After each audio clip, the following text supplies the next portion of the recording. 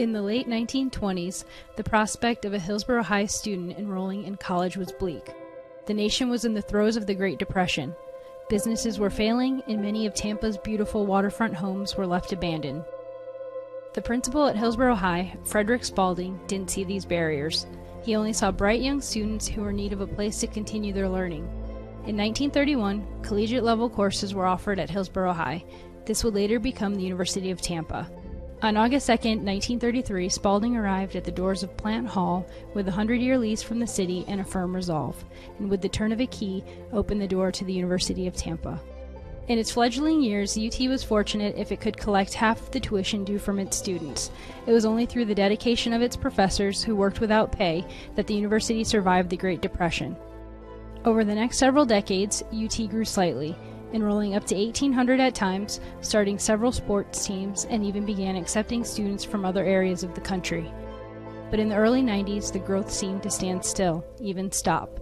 UT needed new life, some passion. UT needed strong leadership. In 1995, Dr. Vaughn became president and UT began to transform. 1,000 UT students has become 7,200, and we are now entering our 17th consecutive year of record enrollment. All the while, UT's academic profile continues to increase. There has been $350 million in new construction since 2000. We have added 7 new residence halls, academic buildings and labs, as well as athletic facilities. Plant Hall even got new carpet and new windows. UT now has more than 3,000 events annually and 200 clubs and student organizations.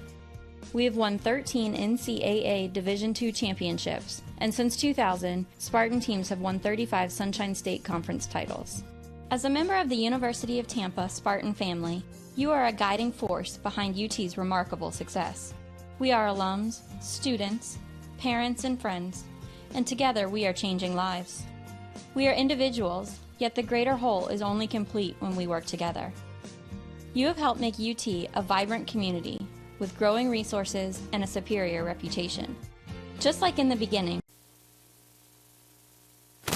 1, 2, 3, 4. Sounds good. Looks good.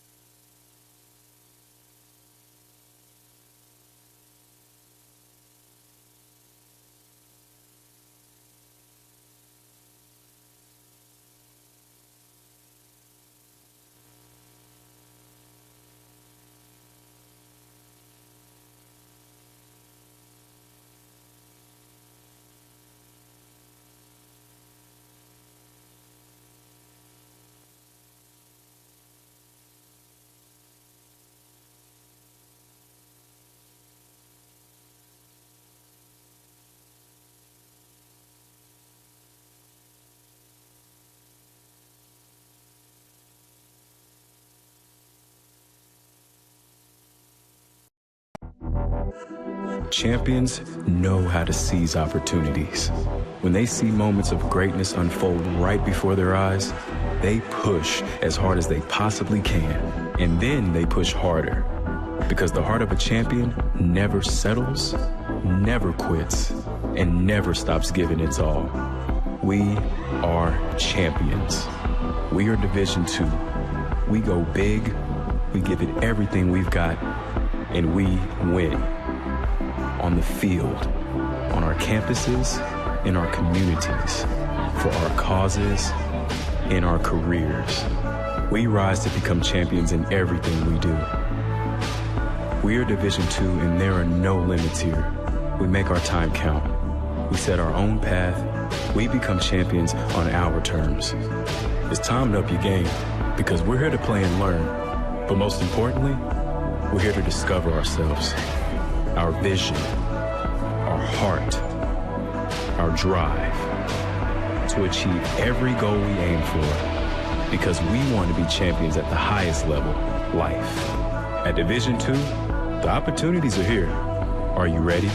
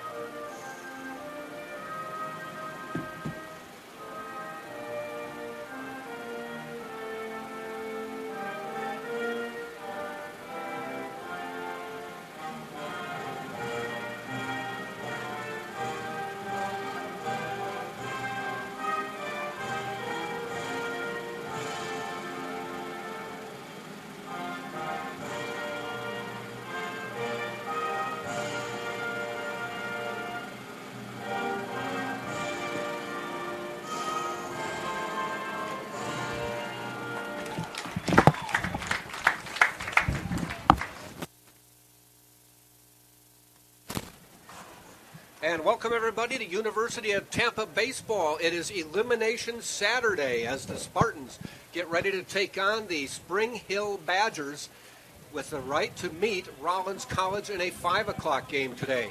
Both Spring Hill and Tampa have one loss and one win to their credit, and it is a double elimination first round NCAA regional play.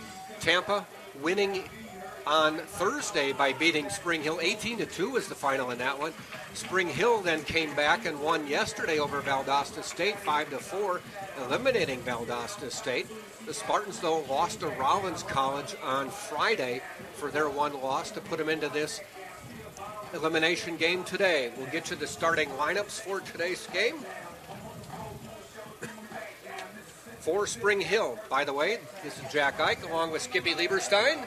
Thanks for sitting in. You've done softball with the University of Tampa. Yeah, thank you. I appreciate it. I've been this favorite part of the year. You get to watch a lot of good ball, softball, baseball.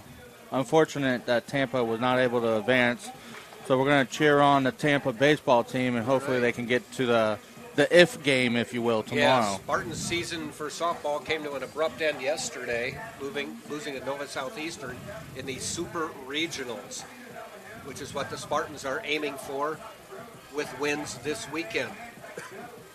Starting lineup for today's game for Spring Hill.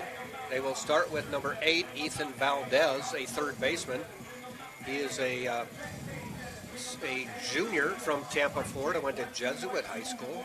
Batting second is number 6, Eric Regoni, and we've got him as a senior from Mobile, Alabama. Batting third is number 15.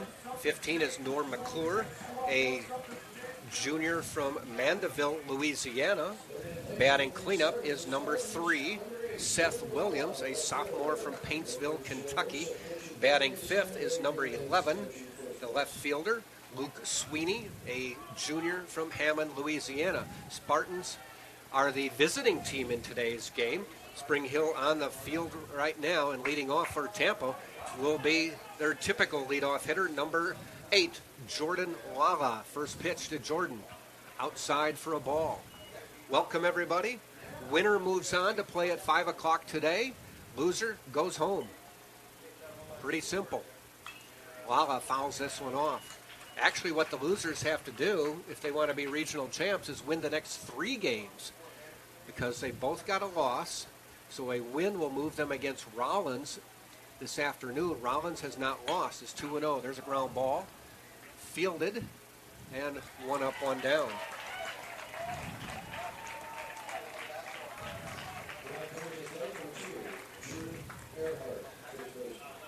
We'll set the field for you for today's game. On the mound is Evan Langston, a sophomore, number 20. Behind the plate is number 34, Parker Serio. First base is number 15, Norris McClure. Here's Drew Earhart to the plate for Tampa, ball outside. Playing second base is number 5, Bryce Anderson. At third base is number 8, Ethan Valdez. Shortstop is number 3, Seth Williams. Ball strike on the corner. Outfield, number 11 is Luke Sweeney in left. Regona is in center field. That is Gage Regona. And in right field is number 2, and that is Bryce Thomas. Again, Evan Langston on the mound for the Spring Hill Badgers. Spring Hill coming in 33-22 on the year. Tampa 41-10. Earhart base hit between short and third. So Earhart, the all-time hits leader in Tampa history, the all-time hits leader in Sunshine State Conference history, adds to his record. That was a really good piece of hitting. Not trying to get too fancy with it, just throwing the hands and the barrel at the ball. Again, I mentioned these two teams opened this series, this regional play on Thursday. Tampa pounded them 18-2, scored in every inning but one. But it's a new day, and we'll see what happens on this one. Strike call to J.D. Urso.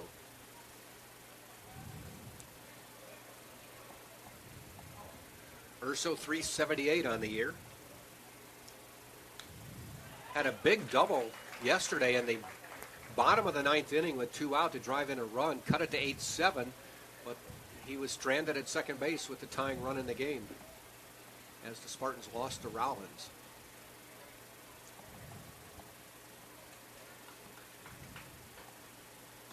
Ball outside.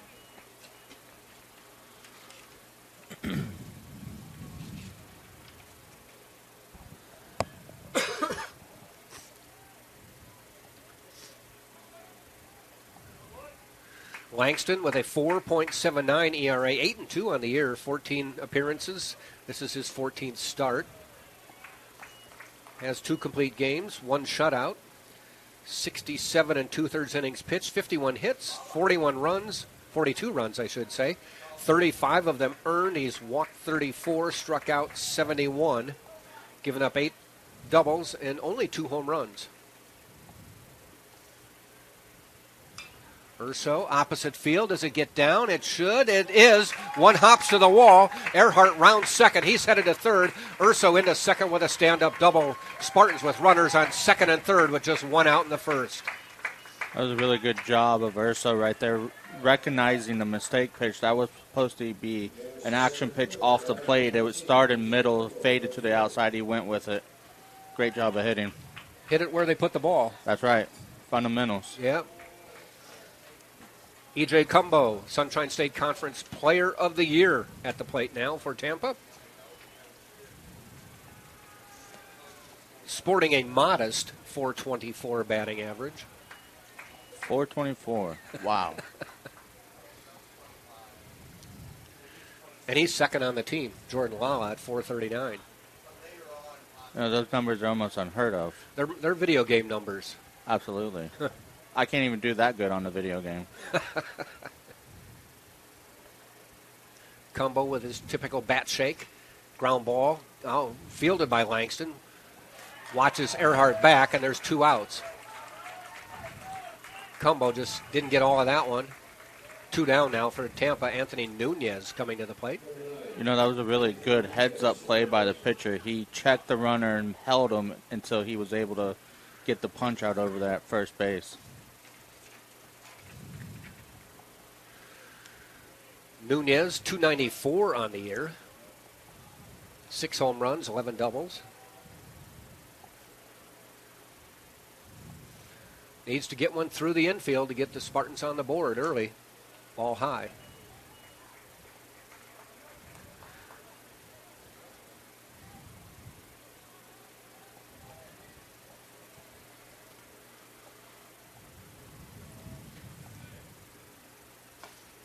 Strike call. Pretty decent crowd here, representing both sides. Earhart leads off third. Urso off second. Nobody holding him. Nunez watches that one. Does not curve in. Ball outside. 2 balls, 1 strike. Tampa applying pressure pretty early in this game, getting right to the business. Hopefully they can cash one in. Pops it up. Playable. Left field waiting. Makes the catch. Spartans squander 2 base runners, and at the end of a half an inning, no score. Tampa leaves 2. Spring Hill coming to bat on TampaSpartans.tv.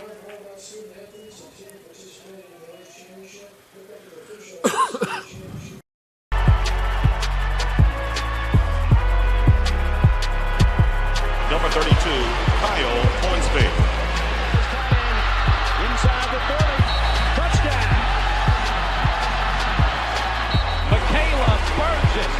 An incredible finish by Hall. The NCAA and its member schools offer nearly 500,000 college athletes a path to go pro in something other than sports. Learn more at ncaa.org/opportunities. College sports. There's light at the end of the tunnel. A return to normal, and all we love about sports. You've instilled resilience, focus, and selflessness in us. We've put those lessons to work. We've found strength and unity in each other. You continue to take us places we never imagined. You bring out the best in us. So when we look forward, we see the light at the end of the tunnel. We see a better world for all of us. And for college sports. Bottom of the second we go. Spring Hill, the home team. Even though this game is being played in Tampa, they alternate. So even though it's you're hosting, you're not always the home team. Spring Hill will send Valdez, Ragona, and McClure to the plate. Spartans defensively, Cameron Serrata on the mound. Santiago Garavito behind the plate. Drew Earhart at first. Nico Saladino second. Anthony Nunez at third. J.D. Urso at short. Jordan Lala left. Jose Cadenas center. And E.J. Cumbo is in right. I really love watching these, win or go home games. You'll see a lot of crazy stuff that you won't see during the season. Being really aggressive at times that you're like, why would you do that? But, one run's going to win you the game. Yes. Cameron Serrata, this is his 7th appearance of the season, has not started a game for Tampa this year. Has an 0-1 record, 9 1/3 innings pitched. 8 hits, 4 runs, 2 of them earned, struck out 13 and walked just 5.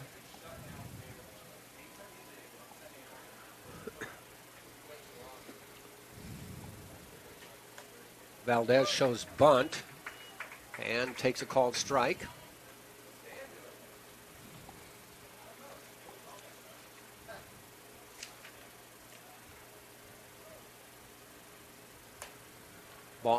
Strike call. Valdez, 307 on the year. An even 50 hits on the season. Ground ball foul.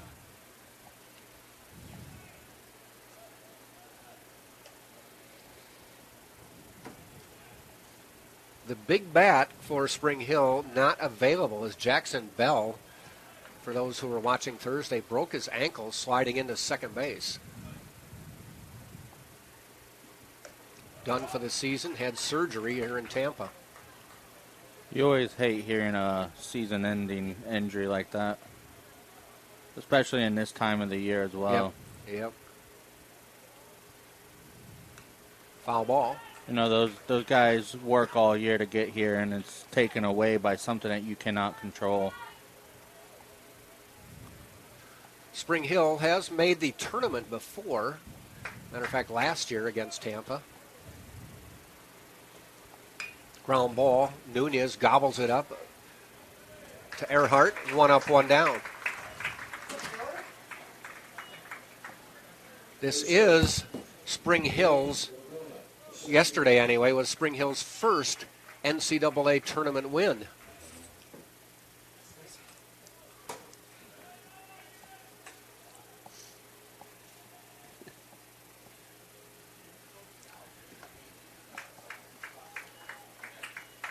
Gage Ragona at the plate now. .330 hitter on the season. Pops it up. Should be playable. Serrata, pitcher's mound calls. Nunez calls him off and makes the catch, as he should.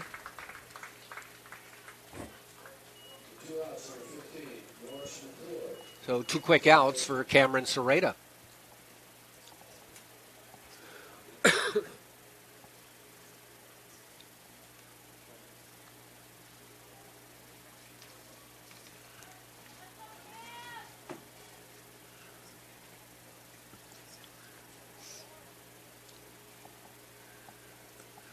Norris McClure at the plate now. The one hitter in the Spring Hill lineup with a 400-plus batting average, 401 on the year. 197 at-bats, 79 hits. We'll need a hit here to keep above the 400 mark.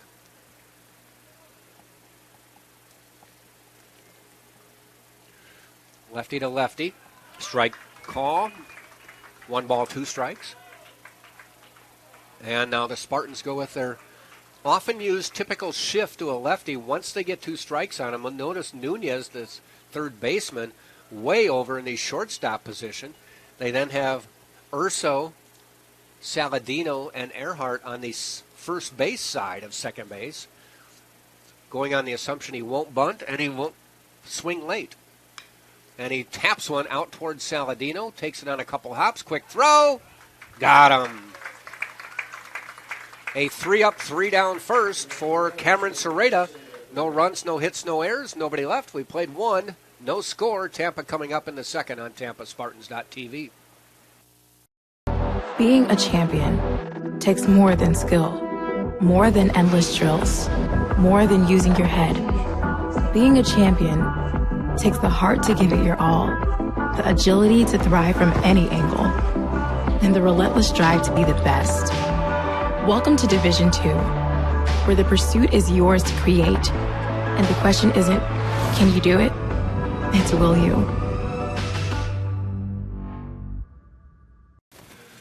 We head to the top of the second inning. Tampa will be coming to bat. Spartans will send up Jamarcus Lyons, Santiago Garavito, and Nico Saladino, the 6, 7, 8 hitters. Tampa put 2 on with 1 out in the first, but failed to score.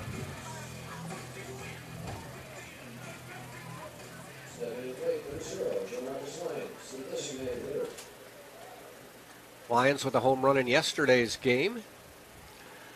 Spartans battled Rollins tight all day, but just couldn't get over the hump. Had to always come back against them and came up 1 run short. So Rollins rests until 5 o'clock today.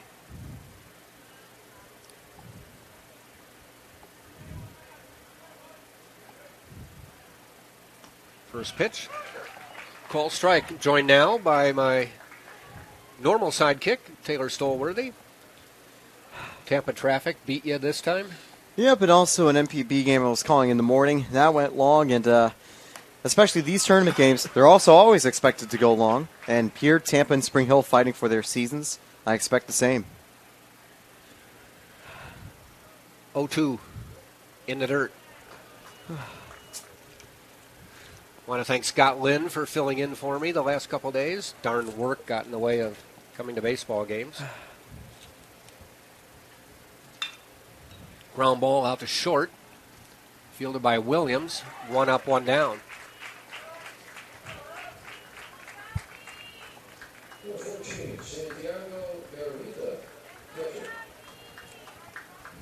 Garavito behind the plate. Came in as a pinch hitter yesterday and probably did the best thing a pinch hitter could ever do. Indeed. Hit a home run. Yeah, that's a great thing. When you're a pinch hitter, you can convert with a home run, and Urso has trusted him over the tournament, coming in to fill in for Danny Gutcher, and gives him the start today.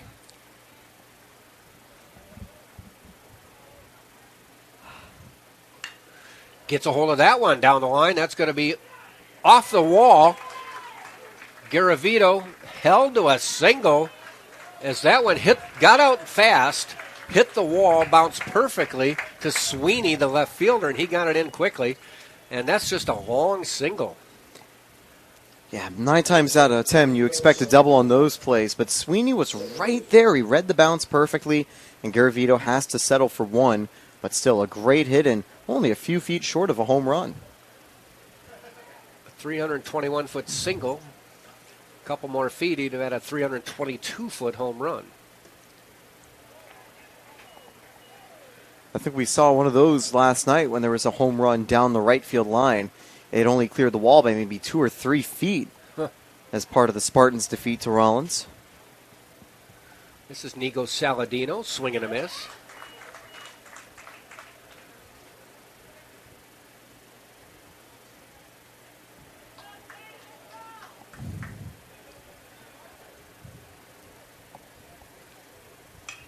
Ground ball out to second. They may get 2. There's 1, a return. Double play, and the Spartans out of this inning now. So they get base runners but can't move them forward. And we played an inning and a half. It's no score, Tampa and Spring Hill on TampaSpartans.tv. Being a champion takes more than talent, more than the perfect pass, more than using your head. Being a champion takes the spirit to always push harder, the ability to overcome any hurdle, and the fire to be the best. Welcome to Division II, where the pursuit is yours to create. And the question isn't, can you do it? It's, will you?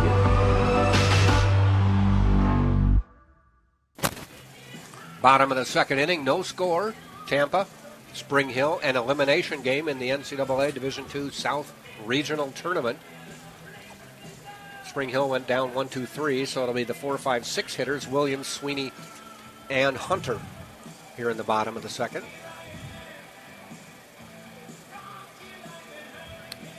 The Spring Hill team has 5 left-handed hitters, and that's probably the reason Urso wanted to run with Sereda on the mound.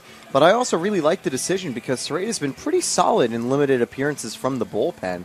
I'm actually surprised that this is only his first start because he's had a couple longer outings where he's just held teams scoreless.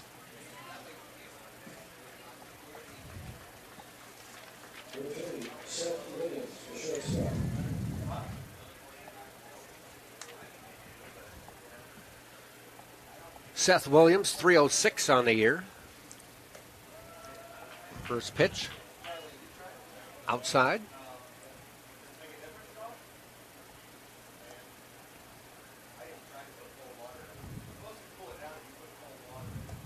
Ball high.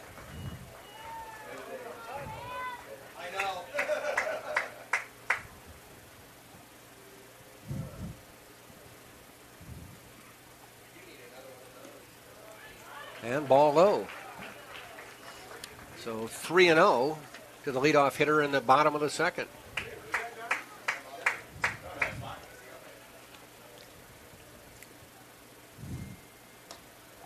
Strike. Taking all the way.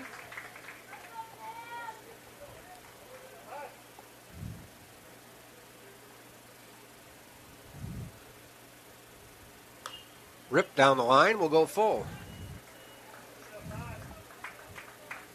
Anthony Nunez looking to see if they put the lefty switch on with 2 strikes. And they don't appear to. Shifting a little bit. Now they do the full shift. Nunez was waiting. Yeah, he kept looking at the dugout. 3-2. And right out to where Urso positioned himself. And a quick out. I think Joe Urso knows something, huh?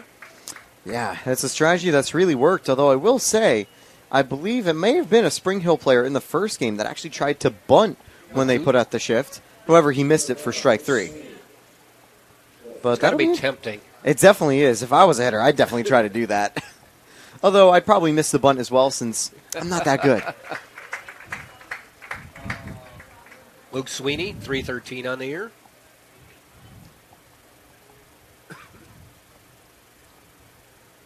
Bounces away.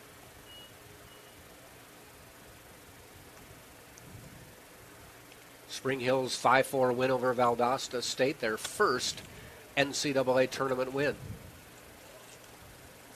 Yep, they got into D2 a few years back, and while they've made a few regional appearances, that was their first win. Chasing it into foul territory, foul in the Spring Hill bullpen.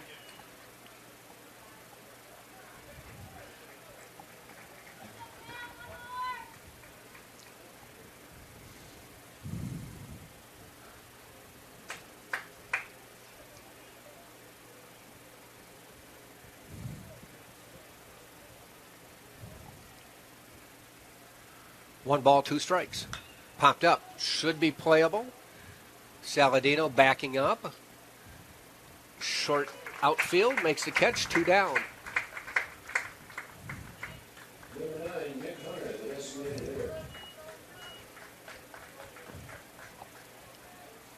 Norris Hunter to the plate. Nick Hunter, I should say. DH, 286 on the year. He enters with 31 walks. That's third on the team, just behind Seth Williams' 32 and Norris McClure's 33 on the season. He beats both of them, though, with the fewest strikeouts of the group, 20 strikeouts only. So that's a very good ratio. Kind of a half-hearted swing there. Missed at it. 1 ball, 2 strikes.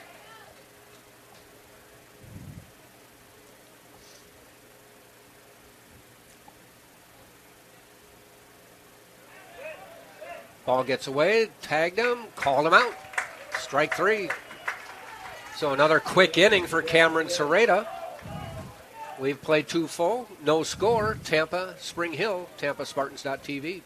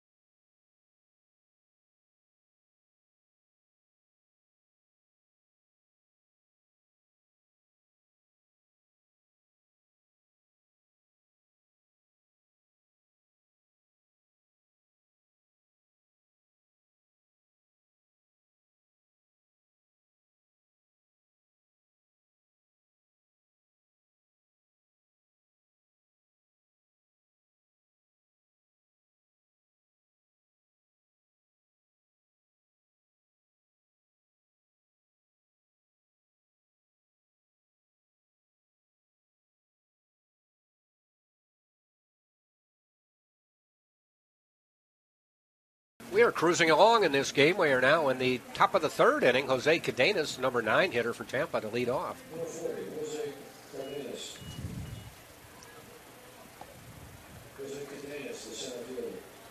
Jose back in a familiar starting role for Tampa as he started the season. Pops the bunt, goes foul, diving for it, but not getting it. Valdez. Cadenas lives to see another pitch.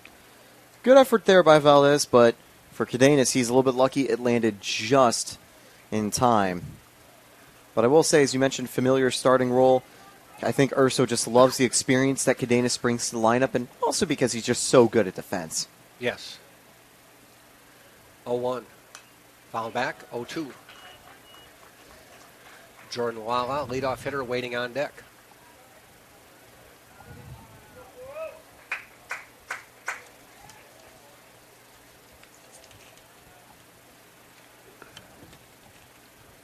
Ball in the dirt.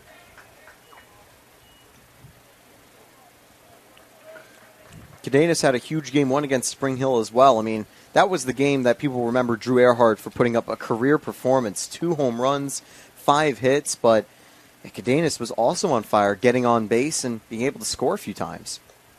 Ball high, 2-2. 92 degrees currently here in Tampa. It's a warm one. Fortunately, we have a little bit of cloud cover, so it doesn't feel terrible. Slight wind out of the southwest. One hopper to shortstop, fielded by Williams for the out. Wind out of the, I should say it's out of the northwest at 4. So kind of insignificant on the wind. It won't give you a huge boost, but it might be able to give you just a little to get over the top, or conversely, could give you a little to push you back the other way. I'll say I don't think the Real Feel app is, the AccuWeather app's correct. It says the Real Feel is 110. No, quit it. So that is definitely not it. That is definitely false because it actually is not super unbearable in the booth right now. No. Ground ball, Lala gets it through for the base hit.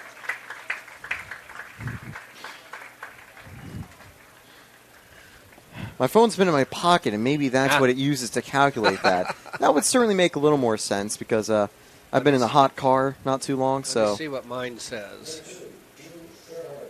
I have a feels like of 98.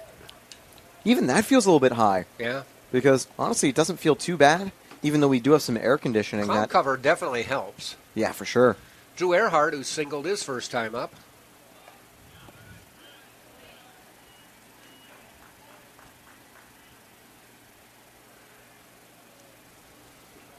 Got stranded at third, unfortunately. Yep.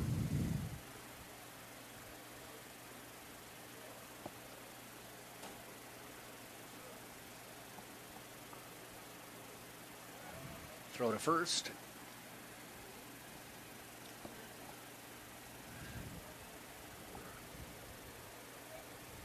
Yeah, over the weekend, Earhart's brought his season average up to 386 on the season. Ball high. He singled, went to third on a J.D. Urso double, but they were stranded at second and third.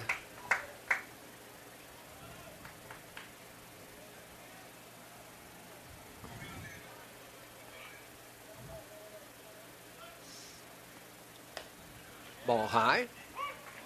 No. A delayed call. Yeah, just a little late that time. We were expecting it a half a second sooner, but I think it was the right call. It was just on the edge of the zone. Yep. It looked like a good fastball.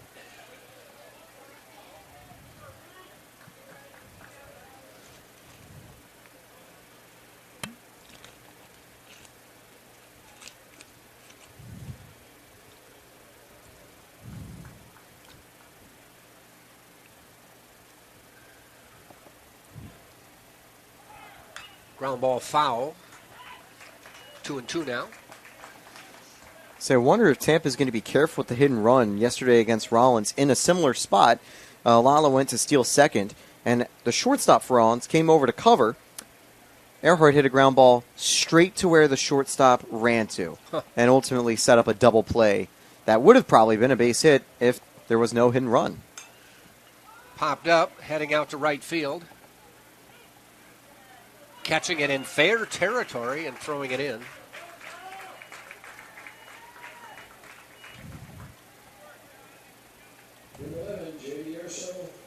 So it'll leave it up to J.D. Urso. 1 for 1 today with a double. Urso had a huge hit in the bottom of the ninth yesterday. What a hit, yeah. It was huge, and I think gave the Spartans some hope. Sadly, they weren't able to fully convert to take the victory, but I think that was a huge morale boost for Urso, who had been kept quiet throughout most of that game by Rollins pitching. I was hoping for a home run when he hit it. And he Same. pulled it. Had he pulled it, it would have been. I mean, I wouldn't mind a home run here to make up for it. Yeah.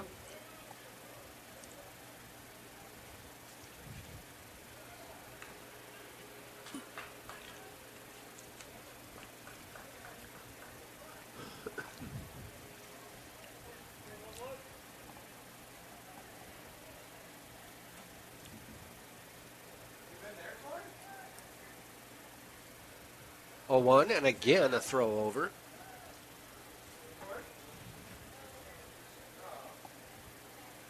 They've done their scouting on Lala.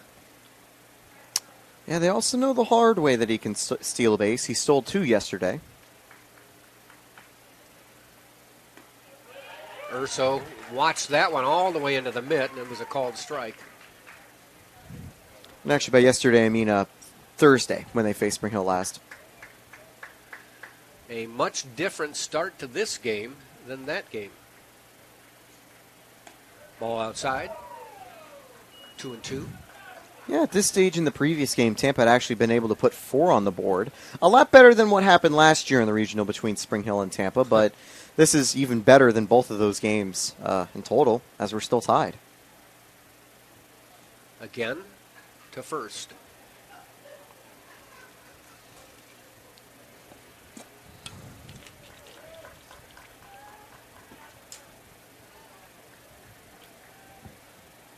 There goes Lala. Ball fouled off, though.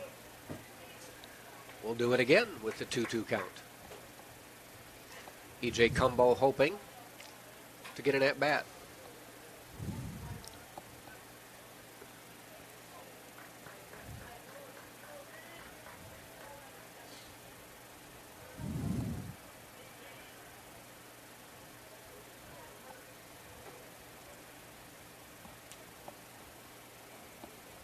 Langston into this stretch, fires outside. We will go. No, it's 2-2. Sorry about that. I thought it was 2-2. 2-2 pitch.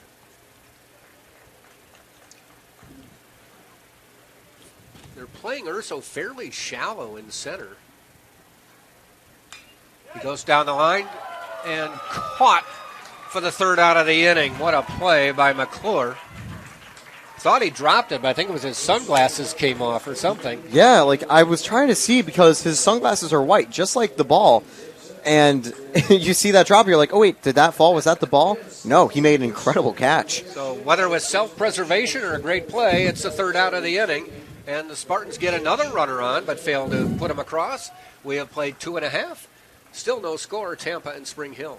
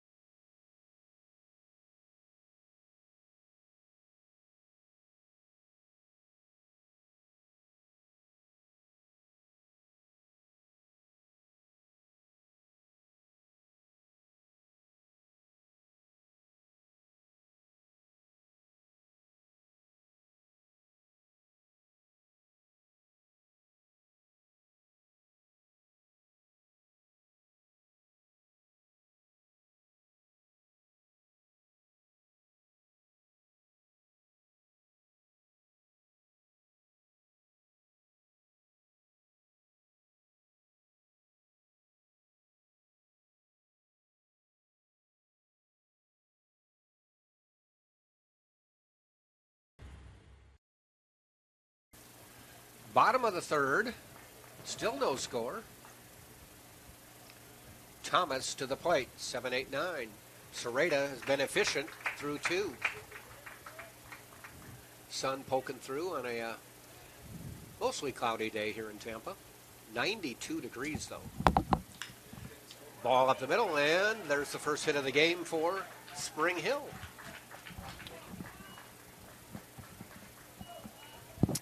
I was secretly hoping that maybe Sereda could try to go perfect for a few more innings, but realistically it was going to be sooner rather than later that Spring Hill would get a runner aboard, and Thomas is able to do it right there. Well, when you get the double play on this batter, though, it's going to make it a little better. Yeah, that'll feel pretty good. Or the sacrifice. Garavito, nice play to Saladino.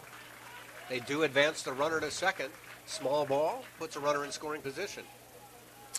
Really good bunt there by Anderson. I mean, it took a pretty tough play by Garavito to get to the ball to prevent it from putting 2 aboard. Yep. Number 9 hitter, Sirio to the plate.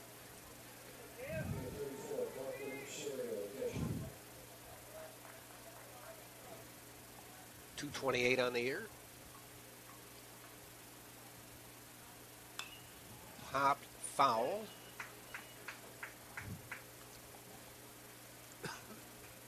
It's weird. I couldn't tell whether I was going to center field into the overcast sky, but it actually went backward right into the net. That's what I thought immediately. I'm like, wait, nobody's moving, so it must be foul.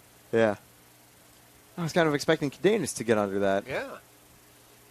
0-1, ball high.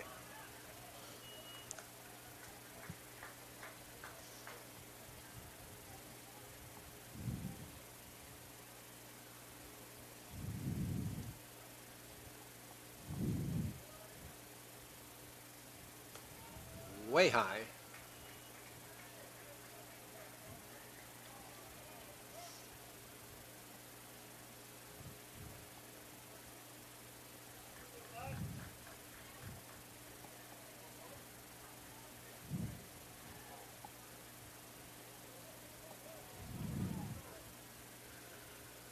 Two and one pitch coming up. Runner on second. Ball 3 high. You have to wonder, with only 9 innings pitched this year, is Sereda built for the long haul in this game? Are they expecting the long haul?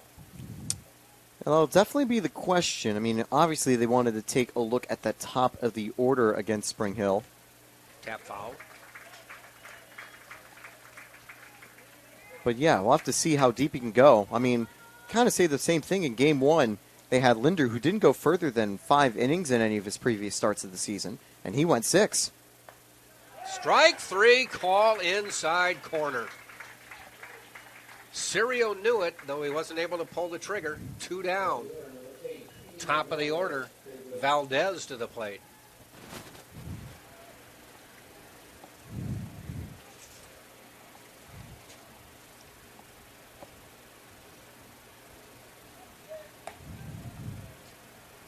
Ball. By the way, we do want to welcome all the Spring Hill fans watching this game, too, the SIAC champions. Under head coach Walker Bullington, first-year head coach. Had only 9 players back from last year as he came in as a first-year coach. Yeah, Spring Hill really went over a makeover as a team, and they've looked a lot stronger as a side in this year's regional tournament. Though they were NCAA bound last year as well. Yep. They were able to make it to the regional, but they had 2 quick losses before exiting. This year, they had the opening loss, but then got their first regional victory, as we mentioned earlier.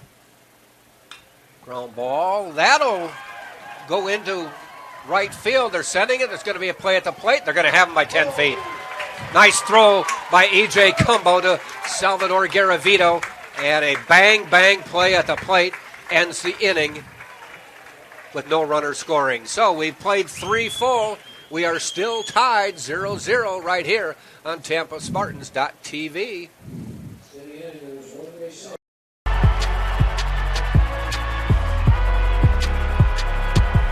Number 32, Kyle Hornsby. Inside the 30. Touchdown. Michaela Burgess.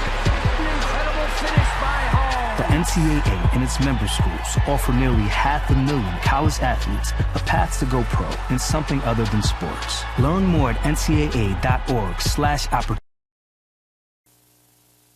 College sports. There's light at the end of the tunnel. A return to normal, and all we love about sports. You've instilled resilience, focus, and selflessness in us. We've put those lessons to work. We've found strength and unity in each other. You continue to take us places we never imagined. You bring out the best in us. So when we look forward, we see the light at the end of the tunnel. We see a better world for all of us and for college sports. We go to the 4th inning of a still scoreless 0-0 baseball game as a play at the plate. An E.J. Cumbo throw from right field to Salvador Garavito, tagging the runner out by 10 feet, keeps it scoreless. For the 4th, 5th, and 6th, Taylor, it's all yours. Put something on the board. Yeah, well, that'll be the goal. I'm also trying to preserve my ERA as we continue. I've seen quite a lot of offense over the weekend, not only from the Spartans, but from Rollins and the other teams as well. But a quiet start here, 6 hits in total. And Tampa ready to go. E.J. Cumbo will lead off. He just made the great play from right field as we were talking about. Bring this little trivia question up. How often does a player make a great play in the field and he leads off an inning? What are the odds of this happening? You've said it before. It's got to be 1 of 9, right? Most people think it's some astronomical number. Nope. Well, it's 1 of 9. Yeah, you have to be just 1 of 9 players. I've had people go, 1 in 1,000? No, there's only 9 batters. Yeah. You never know if it's going to be a trick question or not. Yeah. The only question will be whether that player is replaced for as a pinch hitter. That could happen too. But probably not that often unless a very specific circumstance. Fouled away, the count goes 1-2 for E.J. Cumbo. Cumbo bounced out lazily to the pitcher in his first at-bat with runners on 2nd and 3rd, so hoping to make up for that. It'll be good motivation for sure. And it'll take up high for ball 2.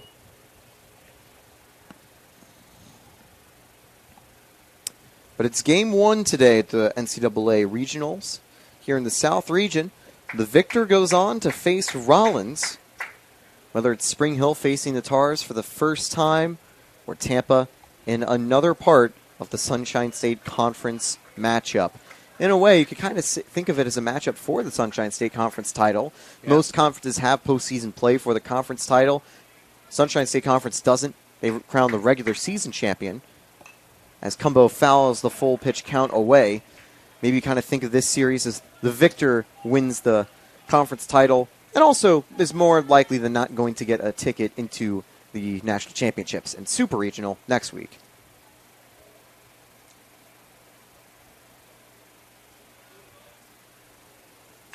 Cumbo, a line drive. That gets down for a base hit. And he will make up for his first out with a leadoff single to bring up Anthony Nunez. So the Spartans have put runners on every inning, but have yet to push anyone across. Yeah, Langston doing a lot better here, working with runners on board and in dangerous spots. He came on in relief back in the early game against Tampa, following up for Logan Clark. And after throwing 53 pitches, he only had gotten through with 1 2/3 with 6 earned. As Nunez takes strike one, he was looking to bunt the runner forward. But Langston looking a lot better today, getting out of jams left and right. Haven't necessarily seen Joe Urso do this with somebody other than Lala and Earhart at the plate, trying to move a runner across to start an inning after a base hit. You don't always get this situation where you have Nunez on board, because more often than not, you do see Lala and then Earhart leading off. Sometimes see in the bottom of the order, maybe you've got like a Garavito leadoff single, then you've got Saladino or Cadenas bunting. But he hasn't shied away from having players like Nunez do it too. Although Nunez this time will send that one deep left field. It's got a chance. See ya! Wow. 2-run shot for Anthony Nunez. Forget the bunt. Why not score both runs now? All right, let's take the bunt off, huh?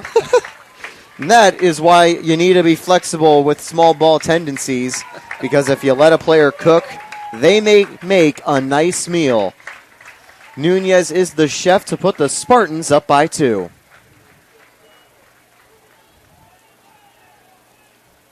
Maybe the bunt was just a deception. And that's also an idea too. We've seen players pull bunts back to try to catch the defense off guard. And that's where you're typically looking for a little blooper to get behind them and get a nice little base hit. Well, that one certainly wasn't blooped and got the job done nonetheless. 1-0 to Jamarcus Lyons. That hit about 15, 20 feet up the netting that encircles this ballpark. So it was going. Certainly a no-doubter, and there's no doubt that this one is going to be a hit for Lyons. He's going to round first and head to second. He'll beat the throw by Thomas. Slides in just to make sure. 2 extra base hits in a row for the Spartans, and I'll bring up Santiago Garavito with a runner in scoring position. Boy, just hitting it where the pitch was thrown. Just found the pitch he wanted, and he took it. And a chance for Tampa to continue the lead here. It looks like Langston's luck may have started to run out.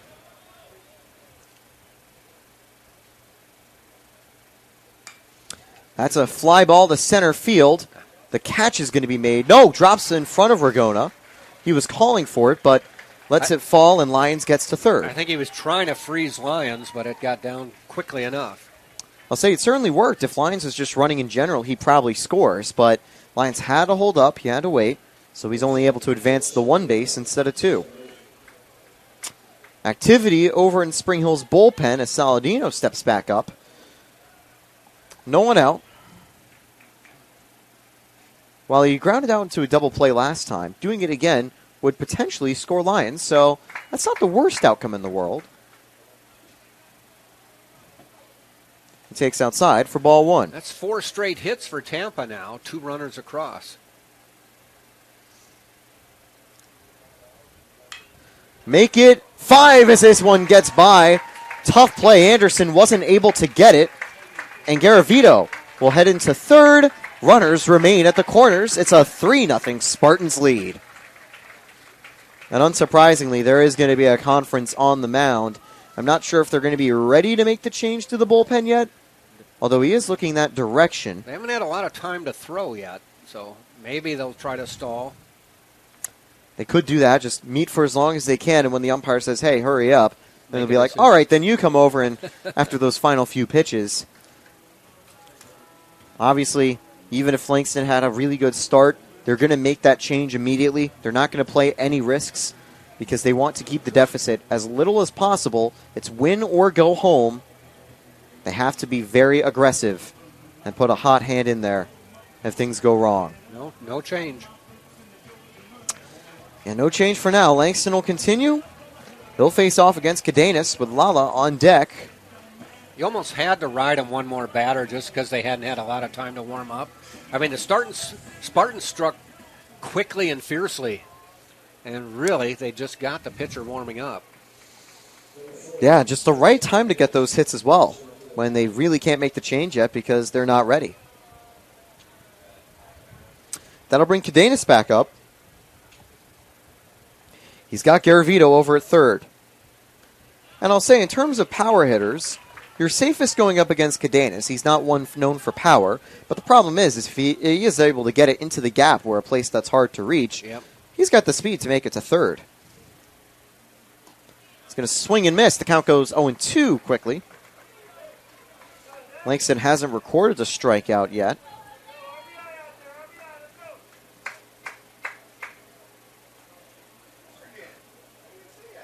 Ready with the 0-2.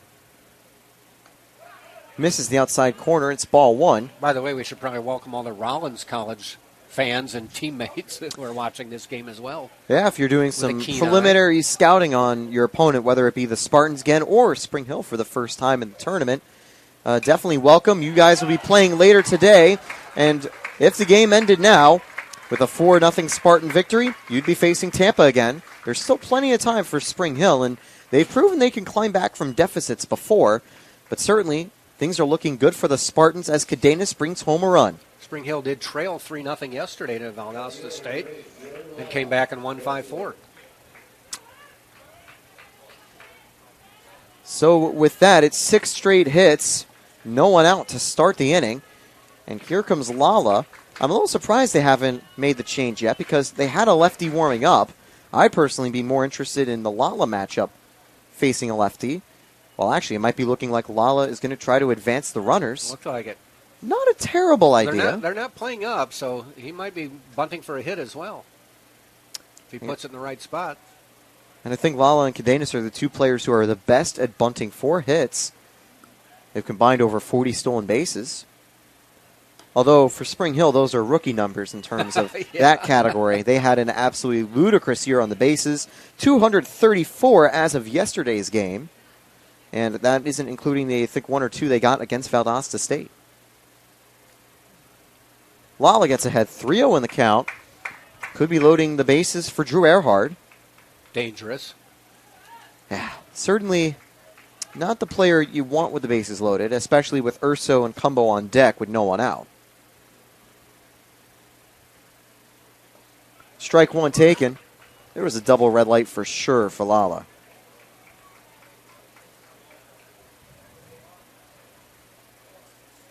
You can go about 5 or 6 deep in the Spartan lineup talking about this is not the player you want with the bases loaded. And I think with the days that Garavito, Saldina, and Cadenas have had, as this one's going to be chopped over to second. Nobody at first. Yeah, McClure was trying to get to the ball over at first, and he couldn't. And by the time Anderson picked it up, first base was barren. The bases are loaded. And that will be the change. They are going to bring in the lefty from the bullpen. Langston goes 3 innings. He's allowed 11 hits, 4 earned. He's responsible for all 3. Spring Hill are pulling the fire alarm, and we will be back as they make their change. See you in a minute. Being a champion takes more than skill, more than endless drills, more than using your head.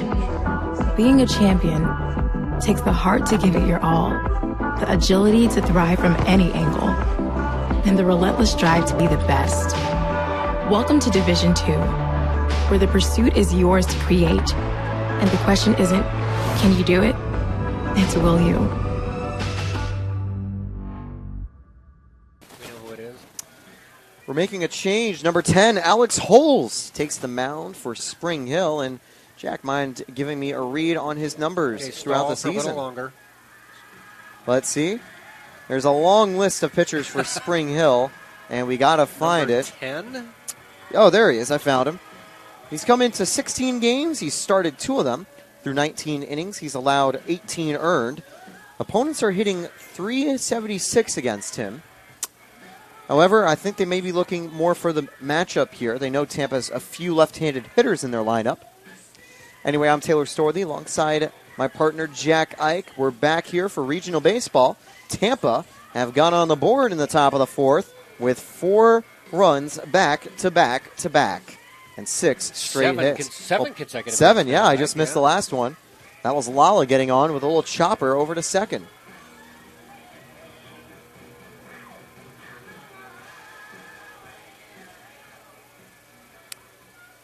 Earhart on a highway to a great tournament success. He had a career game early in the tournament against Spring Hill. In that game, he took the all-time hits lead for the Sunshine State Conference. And he's going to take strike one from Holes. Holes has recorded 15 strikeouts to 19 walks. Not the best strikeout to walk ratio on the staff. I know Coach Walker Bullington is hoping that Holes will be able to find the zone with pretty solid consistency. By the way, I should let you know there is no number 10 on the Rollins roster. This one's going to be foul down the line. That's why I couldn't find his name. You're looking at the Rollins. I prepared for 2 games. Yep. Just got a little bit ahead. There may be a number 10 hitter on the roster. Yeah, there we go. Alex Holtz. There it is. Count goes 1-2 for Drew Earhart. Takes outside for ball 2.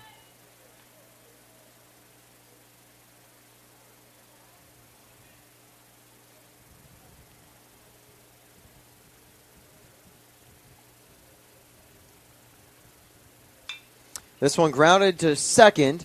They turn one, run, and they get a double play. It's a 5-0 Spartan lead. The bases were loaded because Saladino had a very easy time scoring on that play. Cadenas will get to third, and there's 2 away here in the top of the 4th. Pretty desired outcome for both Earhart and Holes. Earhart brings home a run in this spot, and Holes gets 2 outs. Might help Spring Hill just a little more because they not only get the 2 outs, they also stop the hitting run the Spartans have had. But can Urso restart it? He lined out in the 3rd inning to end the inning on a good play by McClure at first.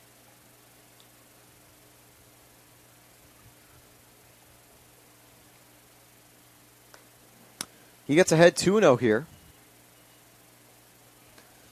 The lefty Cumbo is on deck. Holes may be cautious because he might rather fancy that matchup, but Cumbo knows how to hit against same-handed pitchers. That one actually cleared the fence, it looked like. Or cleared the bird cage.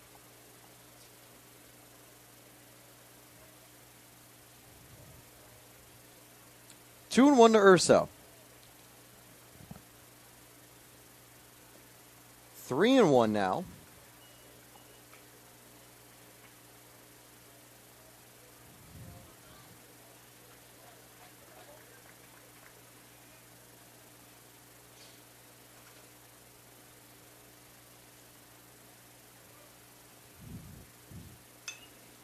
Driven down the right field line and once again foul by the active Spring Hill bullpen.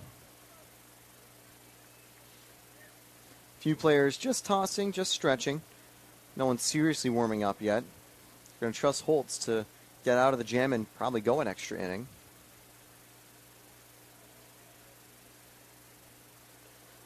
Swung on and missed. The ball gets away. Urso safe at first and a run will score. That is going to be Holtz's first strikeout, but because Sirio couldn't get a handle of it, Urso gets on first, and the inning continues. 6-0 Tampa lead. That was a ball. I mean, he had to reach up to get that. Yeah, would have certainly walked home, or walked the runner on base. Wouldn't have gotten Cadenas home, because a walk would just keep him at third unless he did try if that went wild. Oof. The off-speed almost hitting Cumbo in the head. He had to duck out of the way. Just a bit inside, if you will. Cumbo led off the 4th with a hit. And that was even more inside. Went behind him. Yeah, just missing the pitches a couple times there, and that allows Urso to get to second as that one went wild, and Sirio really can't blame him for not being able to get that. No. He has to reach behind Cumbo. Well, you wondered if Holtz might want the lefty at batter, but so far hasn't looked like it. It's gone over his head and behind him. Wonder if he accidentally thought he was throwing against a right-handed batter there and thought the home plate was over in the other batter box, or to the right of the right batter's box. 2-0. Cumbo chopped foul. Just rolled over it. 2-1.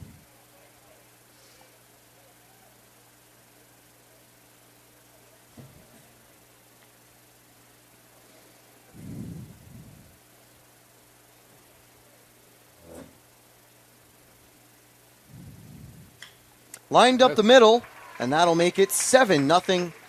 Urso will easily score. Cumbo holds up at first. So a drop third strike, a wild pitch, and another run in. If only that didn't get too far away from Sirio, we'd be looking at a 5-0 end of inning. But instead, we're looking at a 7-0 Spartan lead as they've found yet another hit. It's the 8th of the inning. Here comes Anthony Nunez. By the way, that's actually the first hit for the Spartans with 2 away in the game. 1-0 taken low. Nunez went yard earlier for a 2-run shot. He jump-started this inning. And that was all the Spartans needed to get into full gear. 1-1 taken. And of course, Nunez, the big switch hitter in our lineup. He's going in the righty batter's box now against the lefty holes. Line drive, that won't be a home run, but that will be a base hit. Cumbo holds up at second as Sweeney gets to it. He's demonstrated some good range to get to fly balls and ground balls from time to time. Earlier in the game, his positioning prevented a Garavito line drive from turning into a double. Make it 9 hits for the Spartans as that brings up Jamarcus Lyons. So Cumbo and Nunez, 2 hits this inning. They're off to a great start, and let's see if Lyons can get his second hit of the inning. He had a double as well. That was right after the Nunez home run. 9 hits this inning. Wild stuff for the Spartans.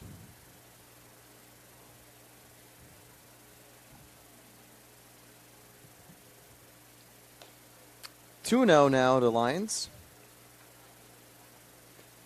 And walking lines to load the bases. Well, then you bring up Santiago Garavito, and he's also a very dangerous hitter. A lose-lose situation. He takes low for 3-0.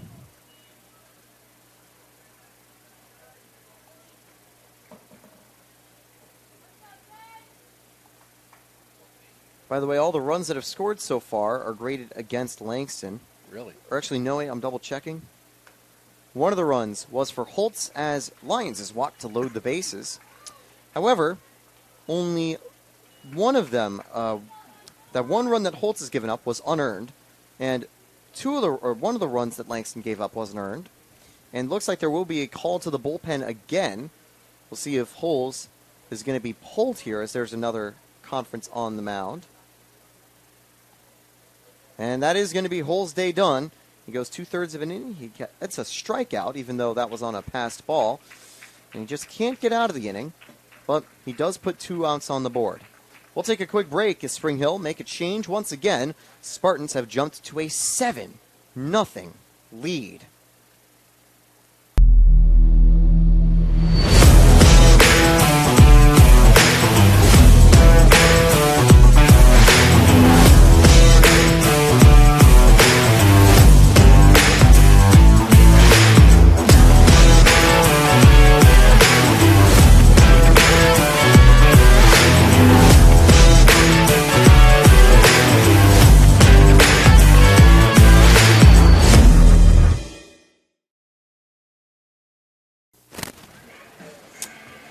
Top of the 4th, bases loaded. Delcom is going to take the mound. He had an earlier game in the tournament facing off against the Spartans. Ironically enough, he also relieved for Evan Langston, although his stint will come a little bit later.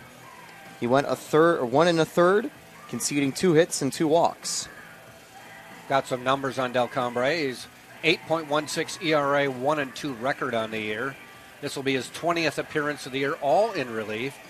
28 1/3 innings pitched, 30 innings, given up 28 hits, 28 runs, I should say, 26 earned, walked 26, struck out 25. Certainly taking a look at team strength and weaknesses. There is a weakness in the pitching staff, I think, for Spring Hill somewhat. Their team ERA for the season is .599. Their offense, more often than not, has helped them out to overcome those issues. Thank you. But unfortunately today, the offense hasn't been active just yet, and Tampa has brought home quite a few runs. Taking up high for ball one to Garavito. He's 2 for 2 with 2 singles.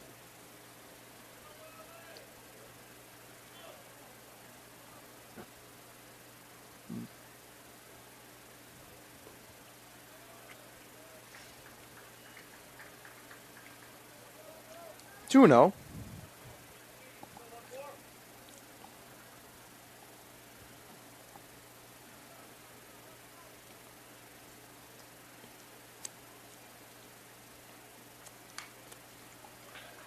You know, you'd have thought Drew Earhart hitting into a double play might have slowed this inning down, but they're now 5 batters later, and the bases are loaded again, and a couple more runs have scored.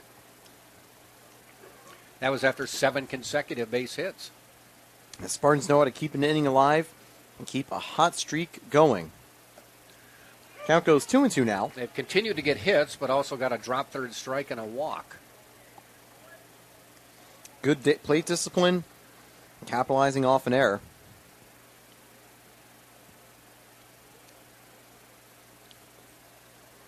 The 2-2 misses, and the count goes full for Garavito.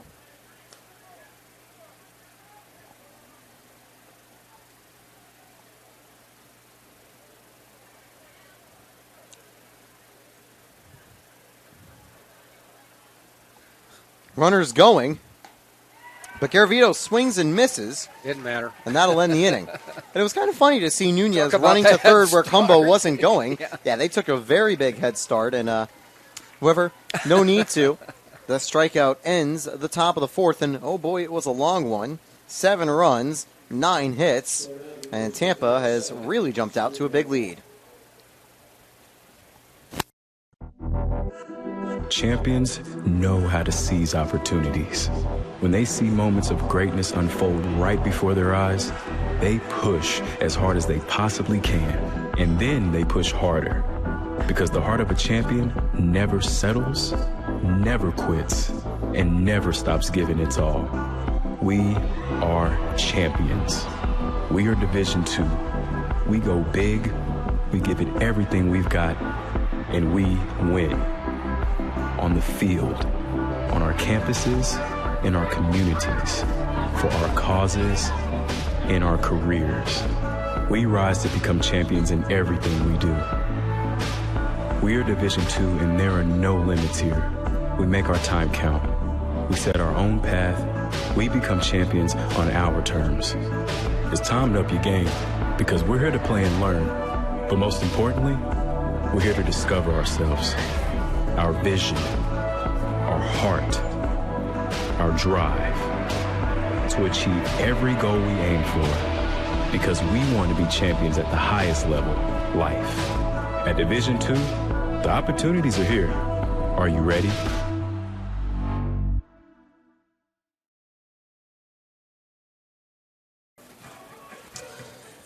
Well, Jack, we were wondering how long it would take for an offense to wake up, and I guess the alarm clock finally went off for the Spartans. I guess we got our answer.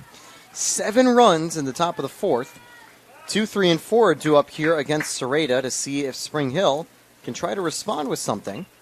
Season's on the line today, as Nunez will just watch this one stay foul. 0-1. Coach Urso had ultimately decided to run Sereda, who's mainly a bullpen guy today. And, well, it's played into his hands.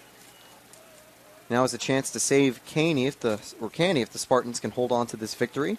Of course, the winner will be playing right after this against Rollins. That game should be at 5 p.m., pending if this game goes long.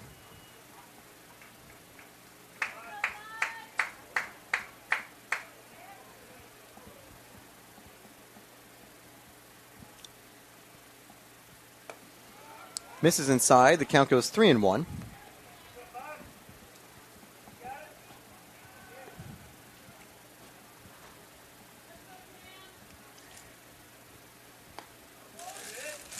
Strike two, and the count goes full.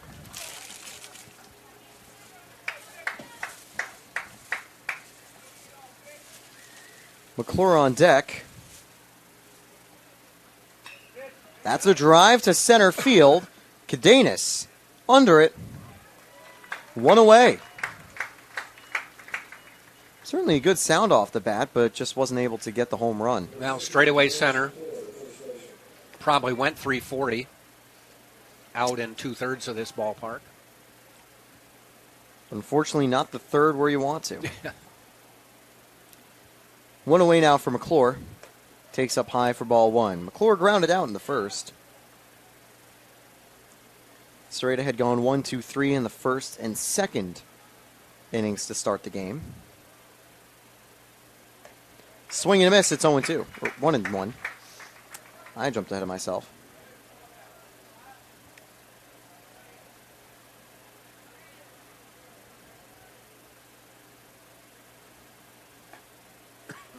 Strike two taken.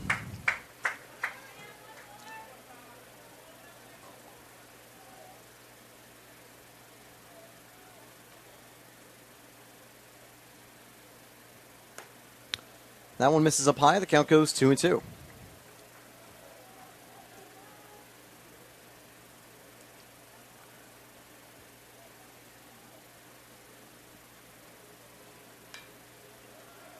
Stay 2-2 here as McClure keeps alive. 33 walks and 25 strikeouts. He leads the team with a 487 on-base percentage. The only players higher are players without enough qualified at-bats, like Caden Shelton, who has 545, and Bryce Thomas, who has 500. Strike three is going to go down looking. That's a third strikeout for Cameron Serrata. 2 away for Williams. Don't know if McClure was mad at himself or mad at the call, but he was mad. Maybe a little bit of both, but you can't argue with City Hall, as Bruce Wozniak likes to say. Sadly, you won't be able to hear Bruce Wozniak today. The Super Regional concluded for softball. Tampa took a heartbreaking 2-0 loss in Game 3. Their season is over. Congratulations, though, to Nova Southeastern. They have made it to the big dance, the Elite Eight of the national tournament. 0-1 here to Williams. Seth Williams is a sophomore from Paintsville, Kentucky. He's going to find himself down 0-2 immediately. Lefty on lefty crime. A chance to go 1, 2, 3 for Serrata.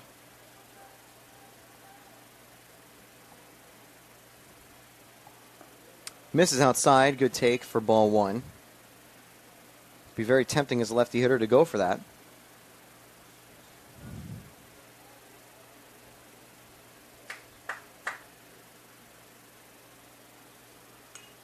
Fouled back. Stay 1-2.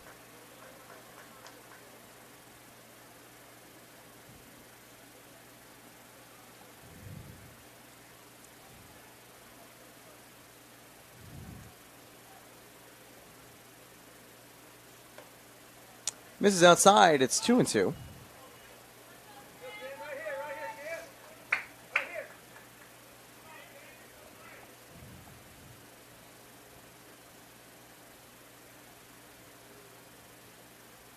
Oh. Ooh, just misses inside, and that hits Williams. He'll take a free base.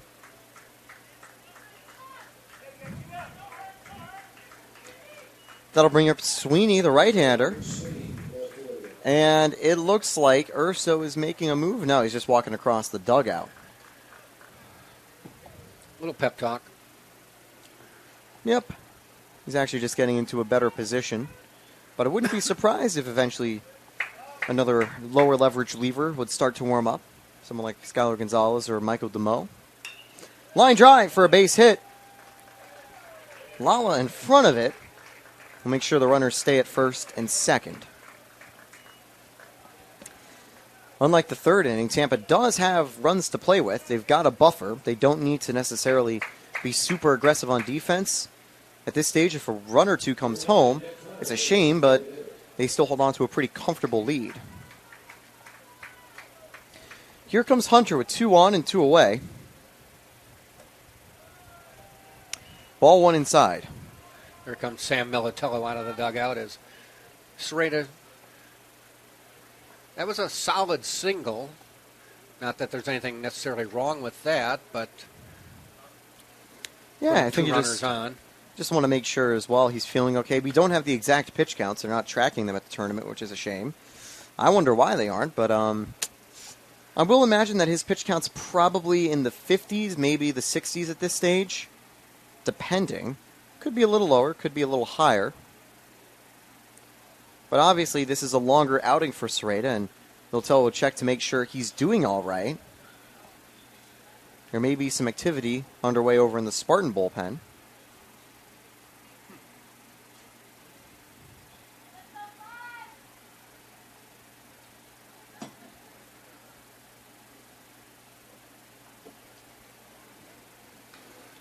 We're using an NCAA stat monitor as opposed to the one we normally have here in Tampa, which does have a pitch count. Mm-hmm. If I'd have known, I'd have kept it in my head, which wouldn't have done us any good. That's, of course, where it's a little tricky to keep a reminder in the head after a top of the fourth like the Spartans had previously. And by the way, for any viewers at home that are Spartans fans, yes, it is top of the fourth. Because the NCAA tournament, they like to flip home teams around from time to time. We are the visitors for this opening game, and I think it'll be the same against Rollins later if Tampa wins. We may be the visiting team for that game as well. Although we still are at our home dugout over on the left side. It's just the order we take the field and at bat is different. 17 running down to the Spartan bullpen. 3-1 taken up high, and not a surprise to see that being Michael DeMoe going to go and warm up. As you called.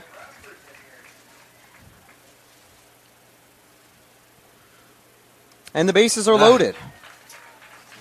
And this is where we both take a quick look over in the Spartan dugout. Yep, still no activity from Urso. He's no looking runs over. Have scored. Joe is walking down to the far end of the dugout. He's probably going to want to check on and see how. Now, DeMoe has only been down there for about a minute. Yeah, maybe even less at this stage. Yeah. But Joe is going to need to work quickly depending on what happens. As Sereda may have just ran out of gas a little bit. He's struggled to locate his pitches this inning. Well, it's easily his longest stint of the year. He had 9 innings in 8 appearances, so you average that out, it's like 1.1 per appearance. 2 outs at least. That'll help Sereda. He gets an important strike here on a swing and miss from Thomas. Back and just threw that one. I think at this stage as well, if you're Sereda, throw for strikes and see if you can get some misses, or if not, trust the defense. Yeah. They can get the final out. Misses inside, 2-1.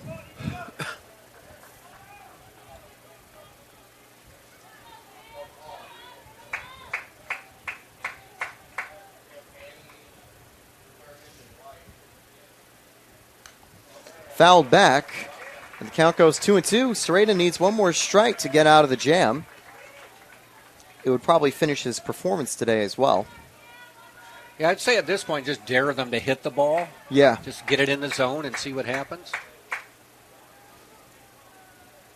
And worst case scenario, 4 runs come home and the Spartans still lead by 3. Swing and a miss. Sereda fights his way out of a bases loaded jam. That'll be 4 innings, 3 hits, a walk, and 4 strikeouts. Surely that's his day finished. Yeah, that was really big to get that strikeout there. A nice job by Cameron Sereda. And that is going to solidify the Spartans' momentum. Bad news for Spring Hill. And they'll be back as Delcom takes the mound one more time. We'll enter the top of the 5th right after this.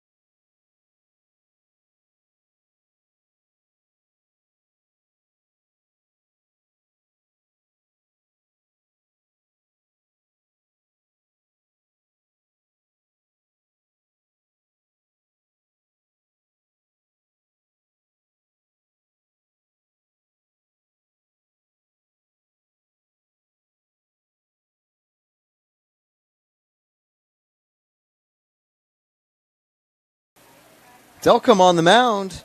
We get set for the top of the fifth. Saladino leads off. He had a single in the fourth inning. Did not get a chance as a strikeout from Delcom ended the previous inning.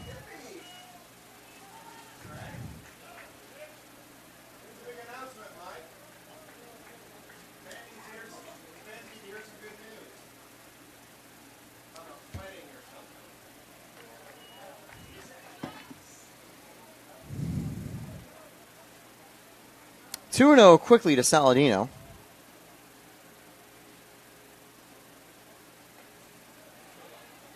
Count goes 3-0. Saladino could get a free base on balls here. It would bring up Cadenas and the top of the Spartans order.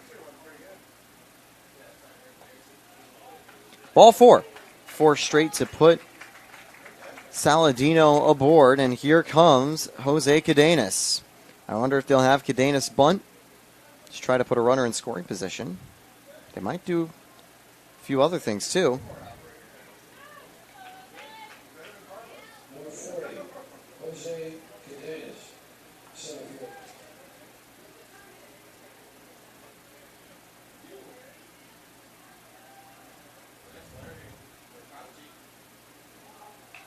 There's the bunt by Cadenas, picked up over at third, and Cadenas out by a step or two. Good play by Valdez. One away and a runner on second.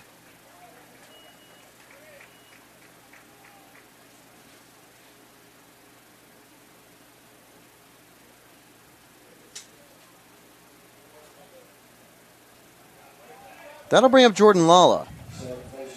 Lala's had 2 hits in the third and fourth today.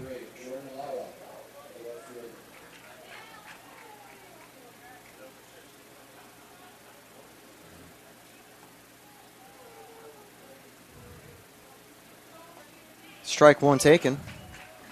Delcom finding the zone.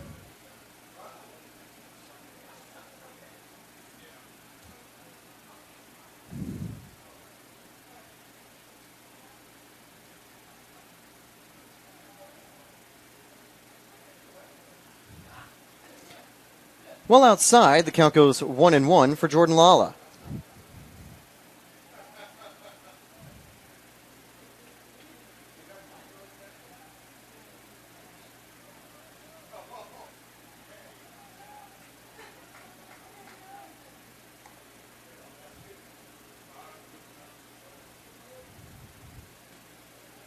Taken low for ball 2.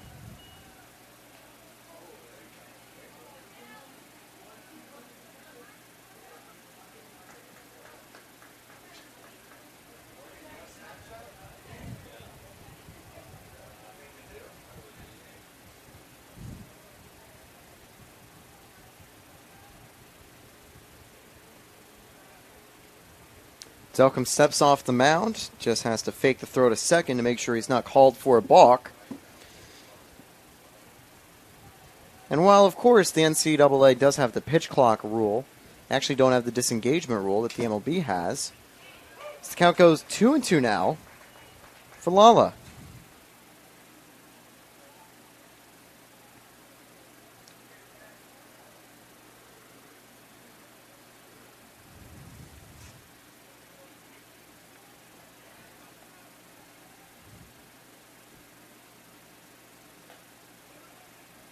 Full count, Drew Earhart's on deck.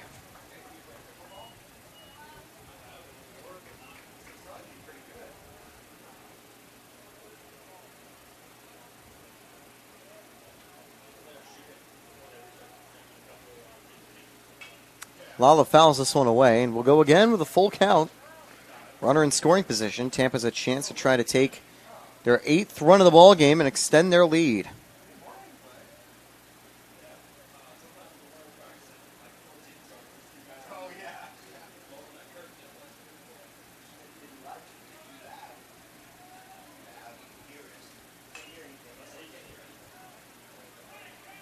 Fouled again.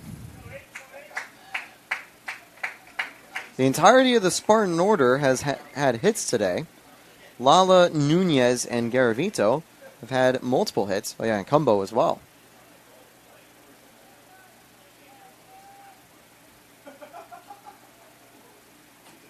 Inside for ball 4. Second walk for Delcom, and that will put 2 aboard for Drew Earhart. They've got J.D. Urso on deck.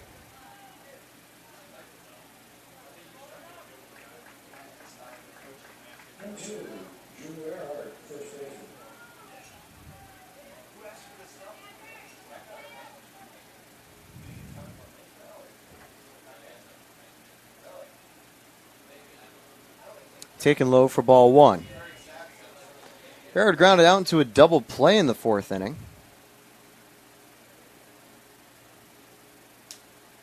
He'd like to avoid that here in the top of the 5th. 2-0. Serial couldn't frame that one as it was far outside.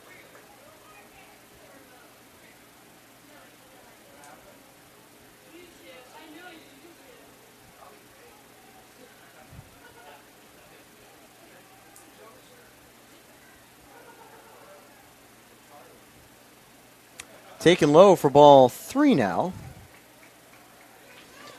Up next would be Urso if the bases are loaded via walk. Spring Hill also has someone warming up in the bullpen if they need to go.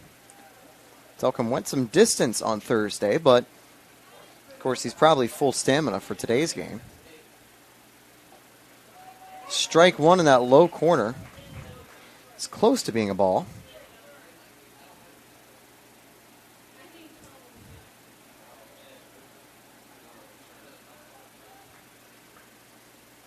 And this one hits Earhart. Bases loaded for J.D. Urso.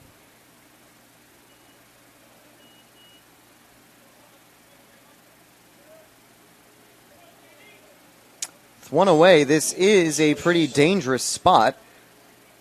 Urso struck out, but reached base thanks to a passed ball and dropped third. Well, actually, I think it was just drop third strike. You don't need to mention it was a passed ball. But once he got aboard, he was able to eventually score.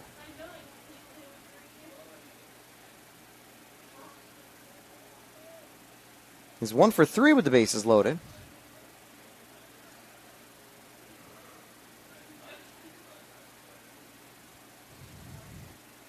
Strike 1 taken on that outside corner.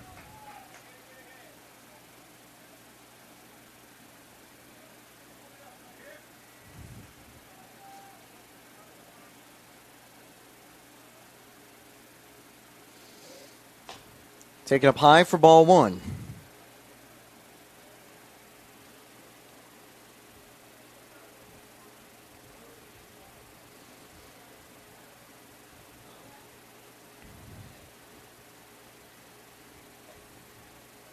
Two and 1 missing inside.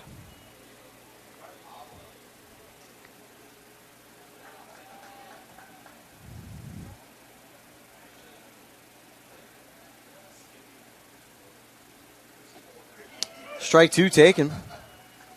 And the count goes 2-2 for J.D. Urso. 1 away here.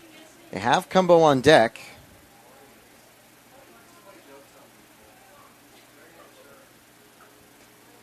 Outside, the count goes full. And you have Cumbo on deck. While the runners went last time there was bases loaded, there's no real reason for them to go this time. They'll wait and do it when there's 2 away. Ball 4, and that brings in a run. Tampa takes an 8-0 lead. Urso on first. Earhart moves to second. Lala moves to third. And here comes E.J. Cumbo to the plate.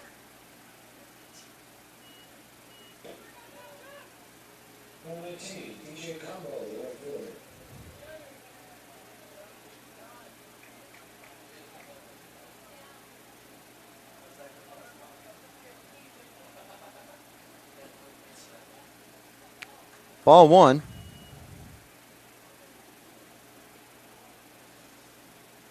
Looking around, there is some scattered showers around the area, but for now it looks like they should be missing Tampa. Of course, these clouds do look menacing as the count goes 2-0 to E.J. Cumbo.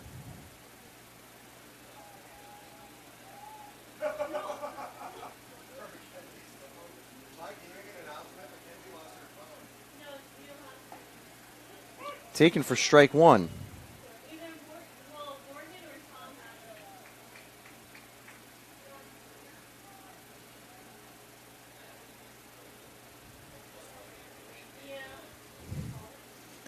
This one missing. Lala heads home. Earhart and Urso get to second and third. It's a 9-0 Spartan lead.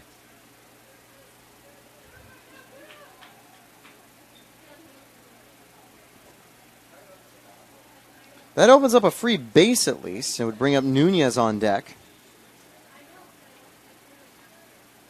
I believe it's Alex... no, not Alex Martinez, is it? No, I believe that would be... I don't know. There is a number 1, I think, on the guy over warming up in the bullpen for Spring Hill. Here's the full count pitch. Cumbo rips it to first. A run will score. 2 away, and it's a 10-0 Spartan lead.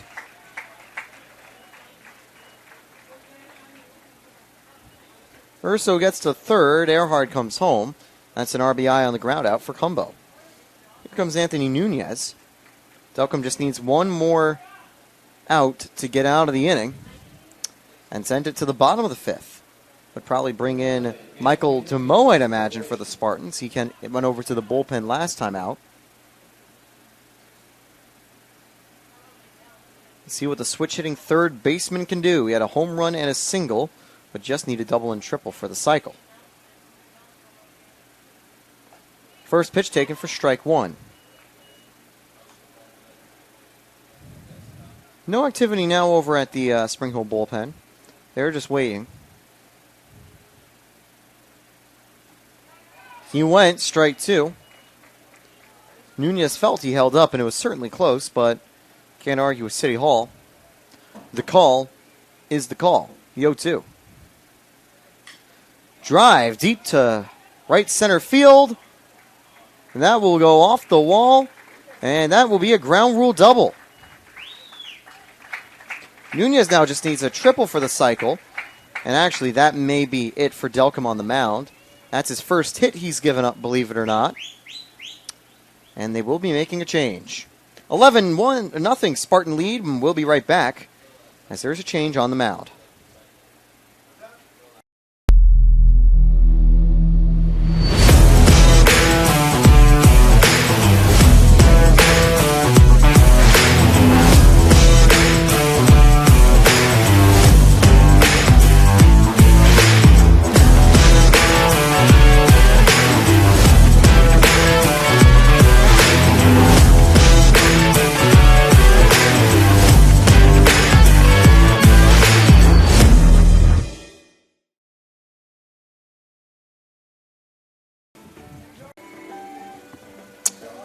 Solon White enters the game, and I'll note as well for Delcom, the senior from Lafayette got a hug from Coach Bullington as he exits.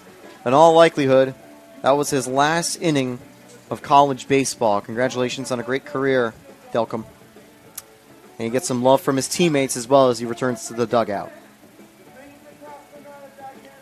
That'll bring up Solon White. White has played 18 games, 22 innings. He's struck out 15. Batters are hitting .340 against him. He'll be first facing off against Jamarcus Lyons.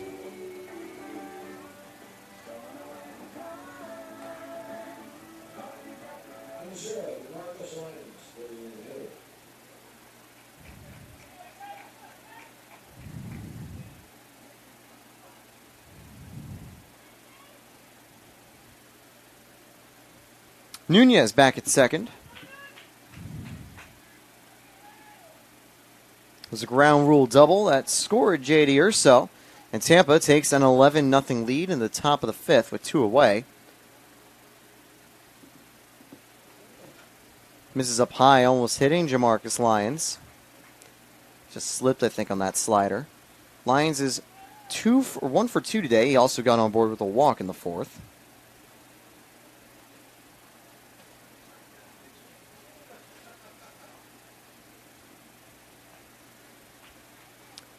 Count is going to go 2-0.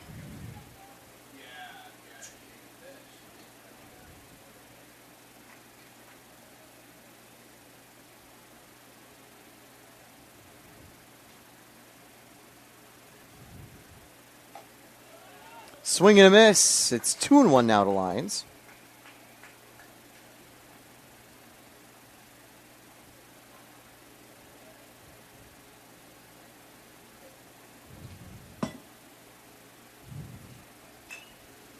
This one chopped over to short, picked up at third. The throw is in time, and that'll end the inning. White is able to get the first batter out to escape the top of the fifth. But Tampa scores 4 to extend their lead on just one hit.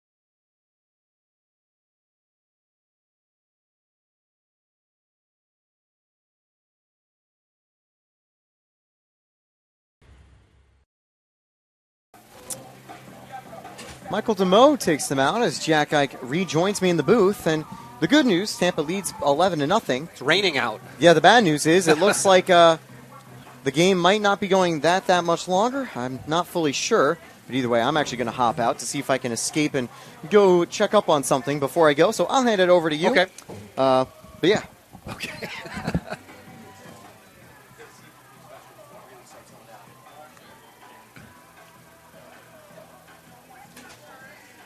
So Spartans now up 11-0. Michael DeMoe coming into pitch for Tampa.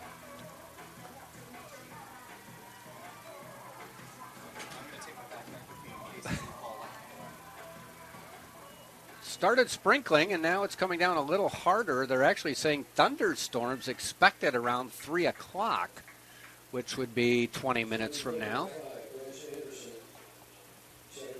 Check the radar here just to see what might be out there. 2 weekends ago, we played here and had a very isolated shower that was just over the city of Tampa. No one else in the region got anything, but we delayed for more than an hour.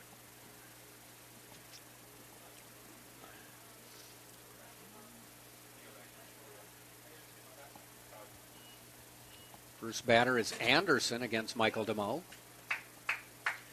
There's some rain over downtown Tampa. We are downtown Tampa. It's actually coming down fairly hard right now. Not enough to stop the game, but steady. There's some rain to the east of us, though it doesn't appear to be moving this way. The rain that we've got appears to be moving west to east, which would be good. It'll move out of the way. Ground ball. Nunez fields it. Long throw. Earhart comes off the bag, makes the tag for the out. Umbrellas sprouted up.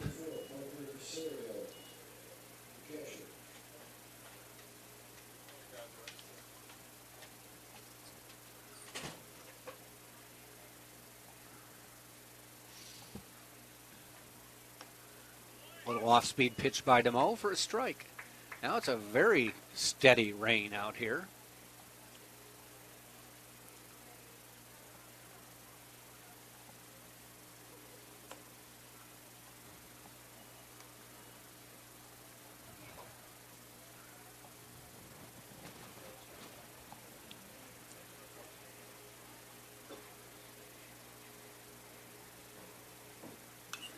Popped out of the way. Even though it's a steady rain, I think it will be a short-lived rain.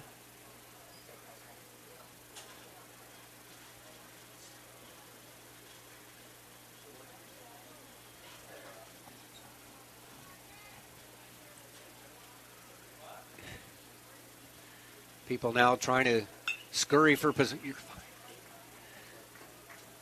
Ground ball to Drew Earhart, makes the play, gets the out, 2 down.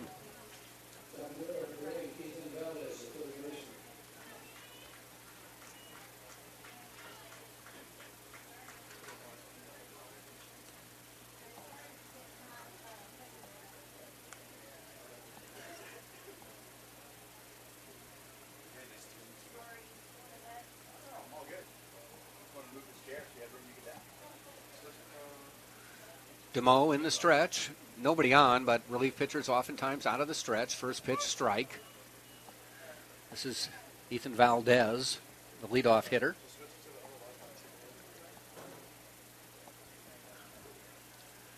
A ground out and a base hit.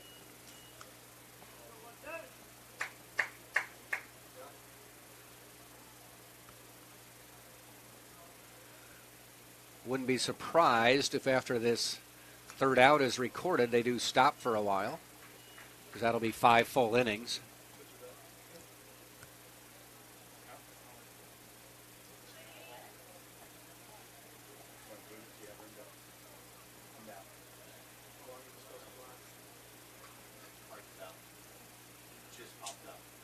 Ground ball foul. 1 ball, 2 strikes. Tampa up 11-0. 7-run fourth, a 4-run fifth. 14 hits.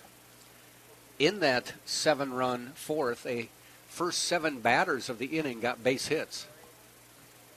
Ball high.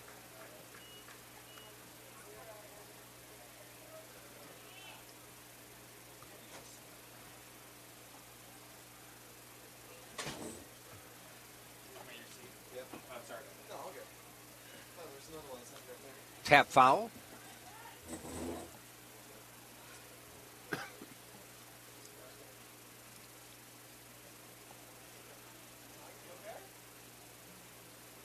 The unfortunate thing about this rain is it's so isolated. It's not raining at my house where we need it. Ball high. Full count, 3-2.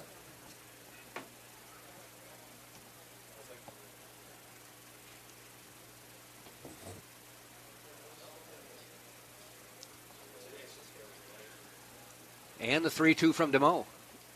Popped up, out of play. We'll do it again.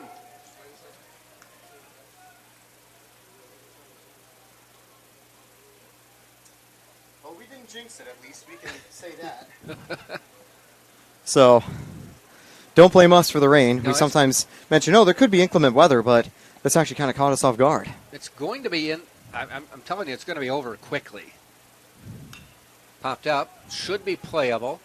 Urso at shortstop backs out, calls for it, makes the catch. We played 5. Now I'm just wondering if the umpires will say, let's stop for a while and let this one play out. Yeah, at this stage, I think they probably should just call it. This is a great place just to let it naturally pause. Through 5. Yeah, we're finished up 5 innings, and it's certainly raining down there. I mean, fans in the seats will be able to brave some thanks to their canopies, but yeah, it looks like they might be calling it. Or are they? They're having a little discussion.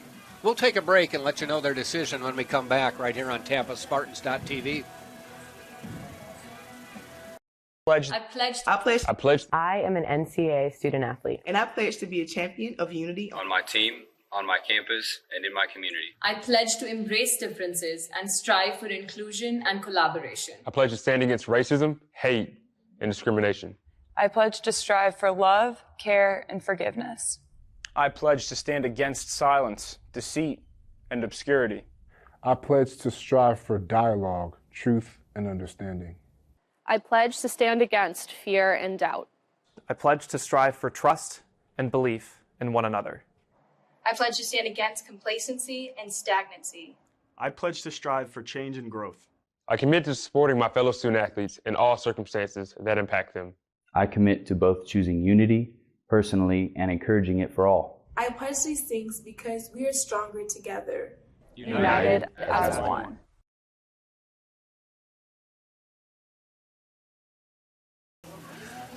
So we head to the top of the 6th inning with Tampa up 11-0.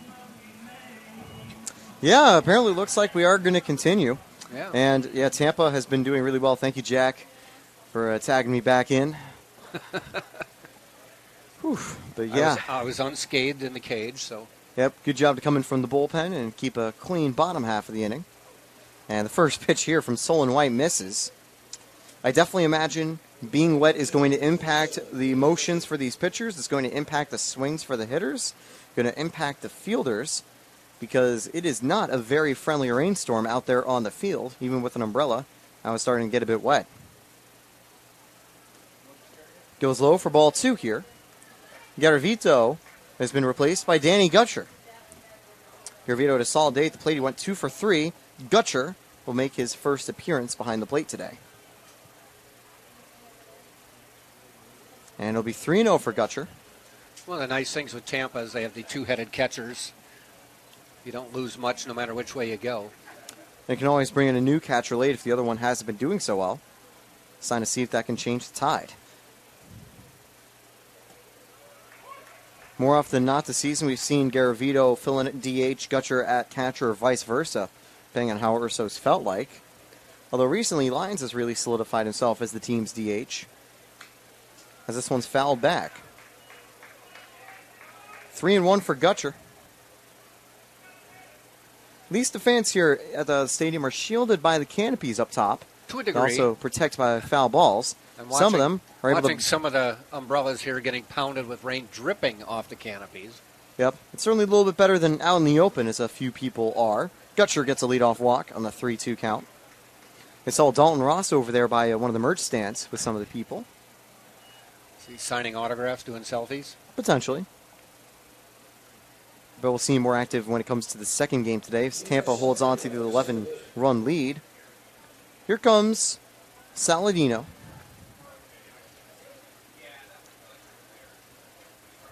First pitch gets away, and Gutcher gets into second. He needs to be careful not to rub out sliding, because the wet turf will cause you to go slipping a little bit further.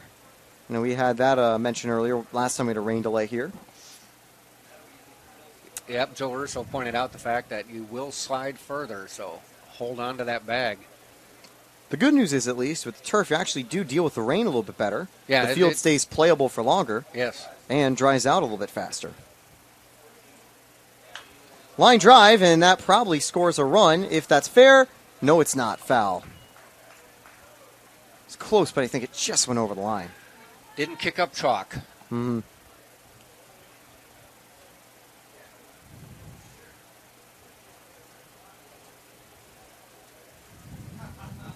And again, for the fans at home watching in, thank you for tuning in on the Sunshine State Conference Digital Network. It's NCAA regional play, and, well, the heavy stuff won't be coming down for a while, it looks like. Here's the 1-1. 1-2, taken on the outside corner. Saladino drew a walk in the fifth. Got on base with a single in the fourth.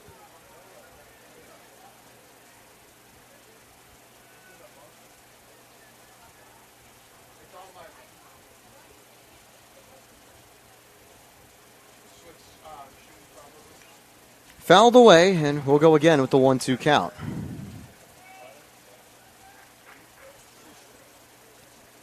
At least the rain is a big equalizer. Everyone's going to be dealing with it.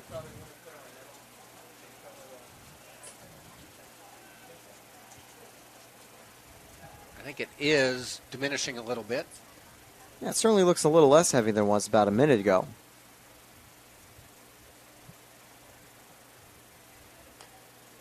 Goes outside, 2-2. You never know with weather here at Tampa. 1 minute can be sunny, 1 minute it can be raining. Lightning capital of the world, it's why the hockey team is named as such.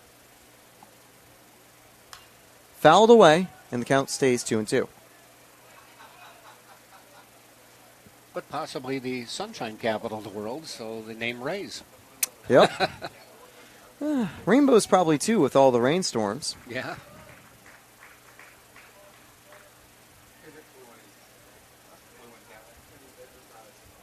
Certainly an interesting weather town, if you like weather from time to time.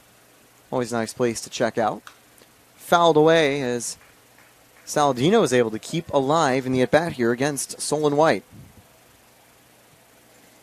White is a junior from Fairhope, Alabama. This won't be his last season with Spring Hill. We already mentioned that Delcom exiting the game, the lefty. That was his senior.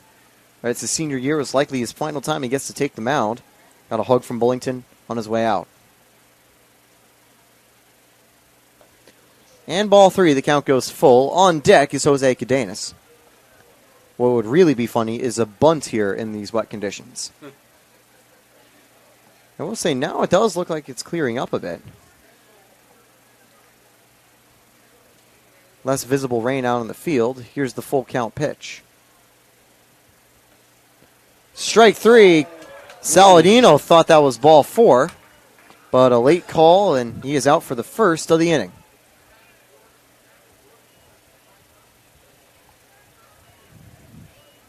One away and a runner on second for Cadenas.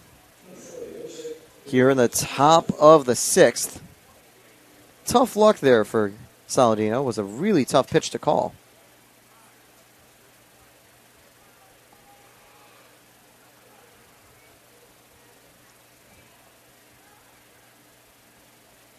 Steps off to make sure Garavito is still at second.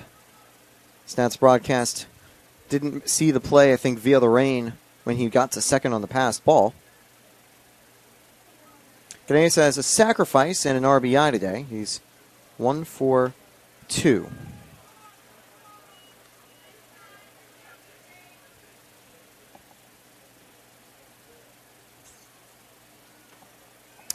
One and 0 to Cadenas.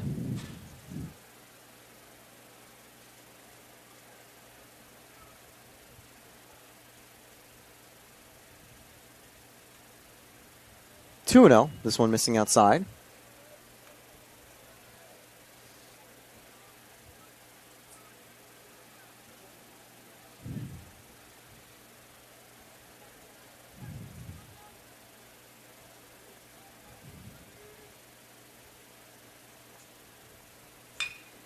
Grounded hard over to short. Sliding play by Williams. Can't come up with it. And Cadenas will advance the runner and get to first. Runners at the corners for Jordan Lala with one away. Probably give him a hit on that one. I don't think they were going to get him as he had to range pretty far into the hole at short.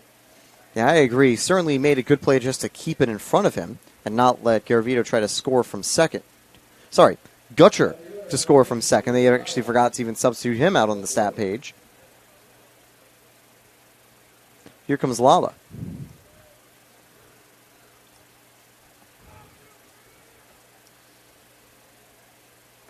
Outside for ball 1 for Jordan Lala. Walked and scored in the 5th.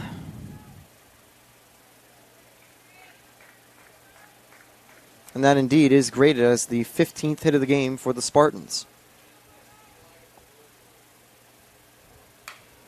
Hit over to first.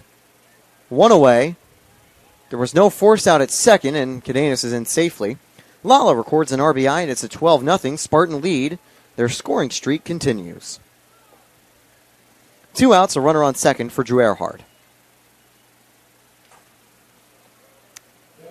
Your hypothesis was right, Jack. The rain has gone away just about as quickly as it arrived. 2 away in the top of the 6th. It was isolated a shower as you could get. Just over downtown.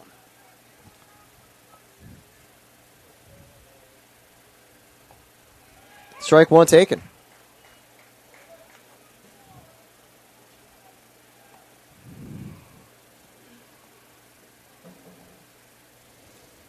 Yeah, it's the best case scenario in a spot like this when you have bad weather. Just for it to be a small system that quickly passes through. The field may be a little more treacherous for the players, but still very much playable. As the count is going to be at 1-1 now for Earhart. And a single. Got hit by a pitch. He's 1 for 3.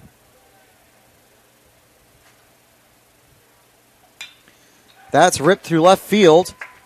Cadenas is going to head home. And oh, that one gets all the way behind Sweeney. Misplayed it with the wet surface. Here comes Cadenas, or here comes Earhart, stopping with a triple. I think we were hoping for him to try to go for an inside the Parker. Wanted him to send him. But he's going to stay at third. And that'll bring up J.D. Ursel. 13-0 Spartan lead. That's 30 runs scored against Spring Hill over the long weekend for the Spartans. Which still doesn't equal last year's. Still not that single game. Which tells you just how much of an anomaly that was for the Spartans.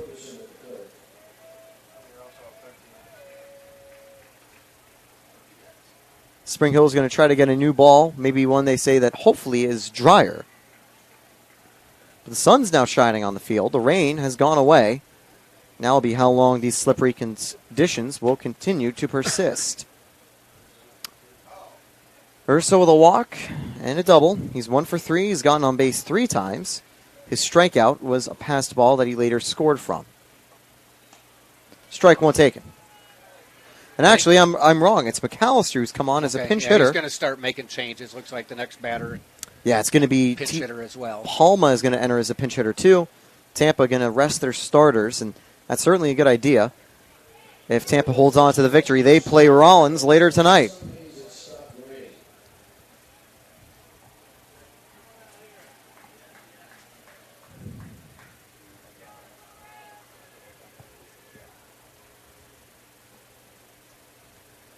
Taken outside, Sirio stays on top of it.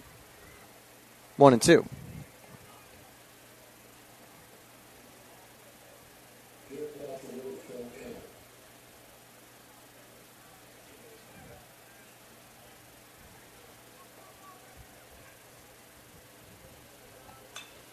Fouled away, and the count stays 1-2 for McAllister. Glad to see he's getting another pinch hit appearance here. McAllister Jorgensen was 0 for 2 in his 2 at-bats as a pinch hitter.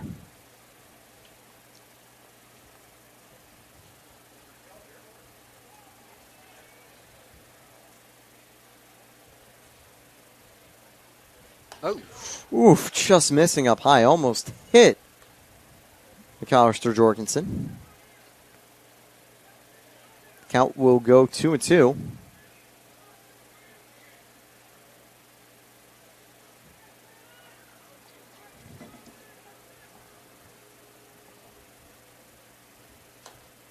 Ball 3 taken inside.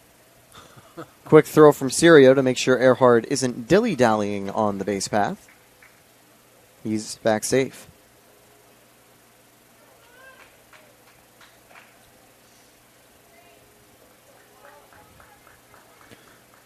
The payoff pitch.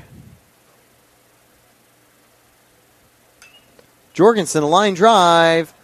Caught in the bullpen. Of course, those players are actually not eligible to catch outs, so we're going to go again as a foul ball. Right. The BP catcher making the catch. Yep, I'm trying to see the number. That might be number 25, Eli Benoit. He was pretty hyped after catching that foul ball.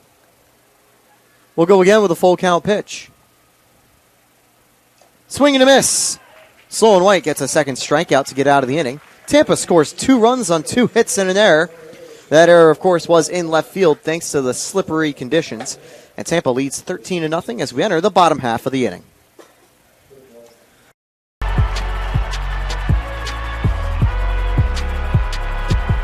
Number 32, Kyle Hornsby. Inside the 30. Touchdown. Michaela burns it. An incredible finish by Hall. The NCAA and its member schools offer nearly 500,000 college athletes a path to go pro in something other than sports. Learn more at ncaa.org/opportunity. College sports. There's light at the end of the tunnel. A return to normal, and all we love about sports. You've instilled resilience, focus, and selflessness in us. We've put those lessons to work. We've found strength and unity in each other. You continue to take us places we never imagined. You bring out the best in us. So when we look forward, we see the light at the end of the tunnel. We see a better world for all of us. And for college sports.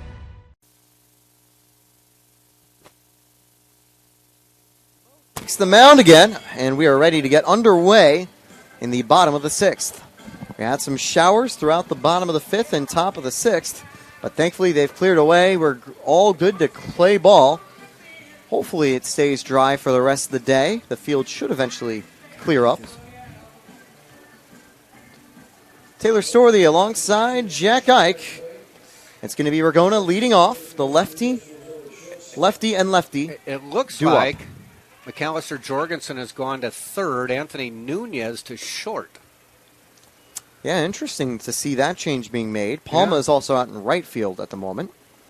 Those are a few changes from the previous inning. McAllister Jorgensen pinch hit for J.D. Urso. The first of what I think will be quite a few changes for the Spartans over time.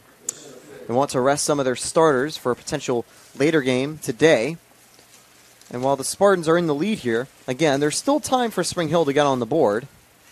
But it's very likely that we'll see a Sunshine State Conference rematch in the championship game in the winner's bracket later today. 3-0 here for Ragona.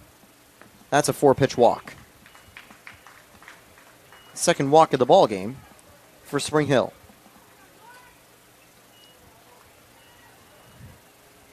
Now that game is scheduled to be at 5 p.m. today, depending on when this game finishes. If it goes a little longer, it has been a kind of chunky game so far. We're already at the 2-hour mark.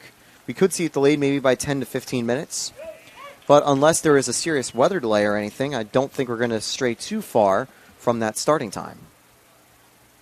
It's not going to be like the softball regional when there was a, I think, 7 p.m. game start for a game that was supposed to be at 5 p.m. thanks to the weather. And even so, that game got canceled to the next day because of lightning delays.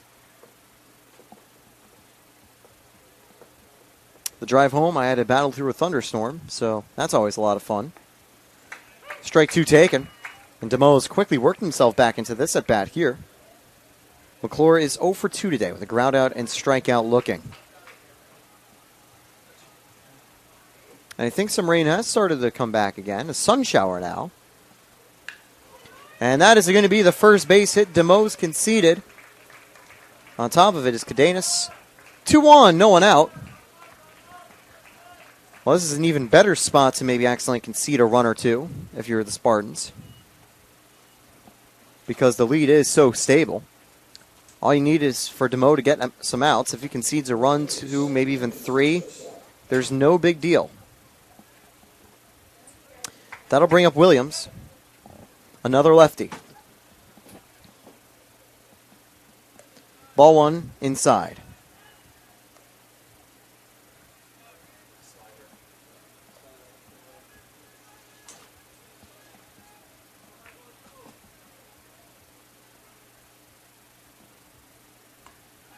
Misses up high for ball 2.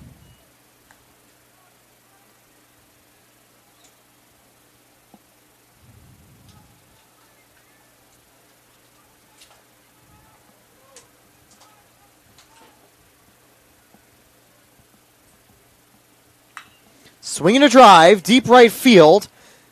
That will be the first runs of the ball game for Spring Hill. A 3-run shot by Seth Williams. And it is a 13-3 ball game. And I know Seth Williams will be excited with that one. That is his 5th home run of the season. Make it 50 on his RBI totals. Palma gave chase, just ran out of real estate on the way to that one. And would have taken a superhuman leap to make that catch. A very well-hit home run, a lot of power. It probably went about 380, right by the 375 sign, as it's taken low for ball 1. So a walk, a single, and now a home run. A strong start to the bottom of the 6th for Spring Hill. They maybe have woken up on offense slightly. At the very least, that'll give something Spring Hill fans can cheer about.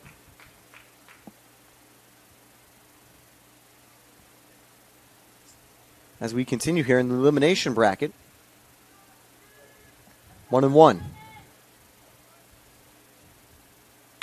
Line drive to left. That'll drop in front of Lala, and that is going to be another single. 3 hits in a row. 4 base runners have gotten on in a row. And here comes Hunter, the lefty, who's 0 for 1.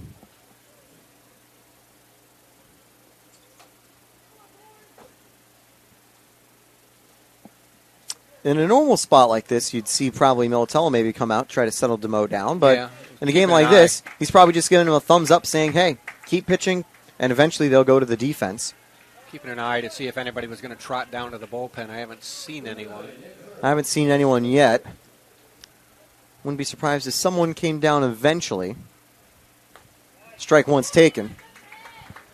I'll make another little prediction. If we do see a change in the bullpen, we would either see Polkel head back out to the mound, or we'd see Skylar Gonzalez take the mound. 1-1 count now for Hunter.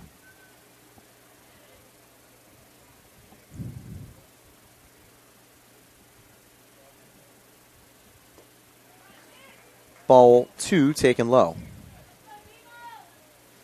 Now, is there a rule against position players taking the mound for D2? Okay.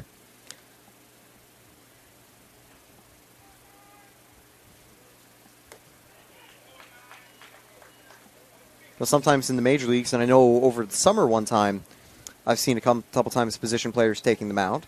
And one time, a funny story, in a game where a position player opened up the 9th inning with a few-run lead, the bases got loaded, and my team had a chance to make the comeback. As this one gets away, the runners will advance, although that was also ball 4, so they can only move up one spot. 2 aboard here, no one out for Thomas.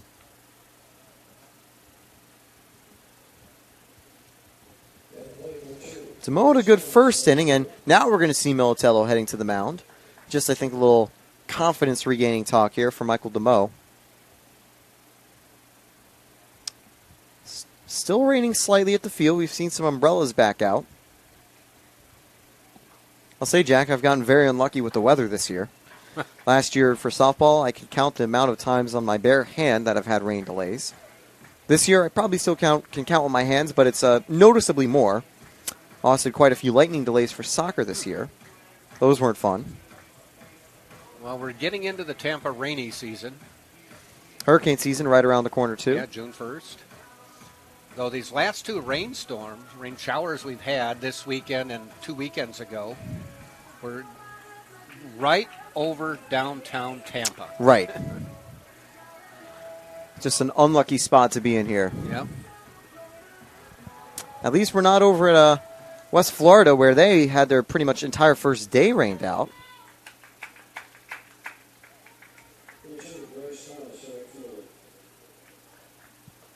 Taken inside for ball 1.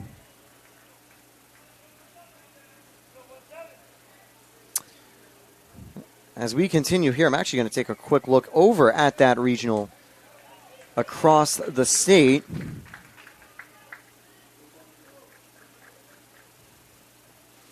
Barry has moved on to Game 5. That'll be starting at around 3:30. And I'm not sure. I think Montevallo would be facing off against West Florida.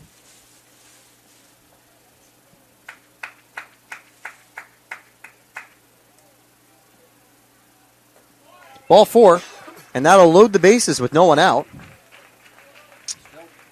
Still nobody throwing. Yeah, and that'll be a question if they eventually do want to throw someone. Check the rain again.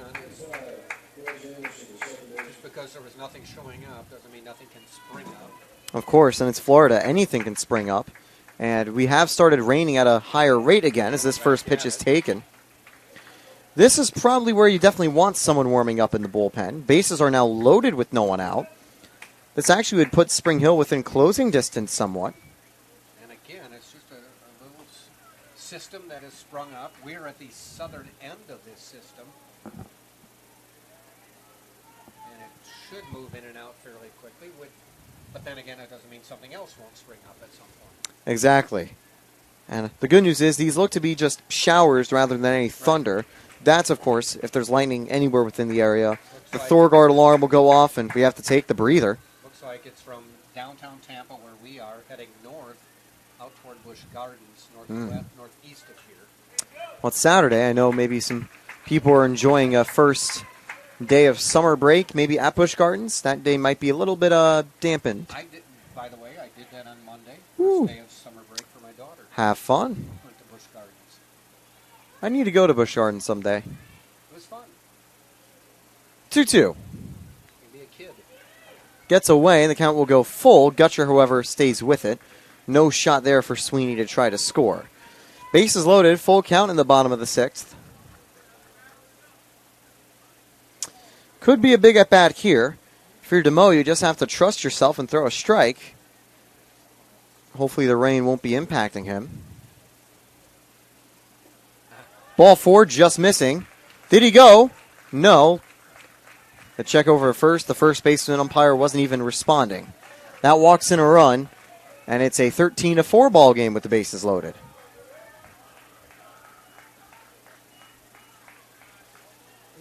Here comes Urso, and I have a feeling that'll be DeMo's day done.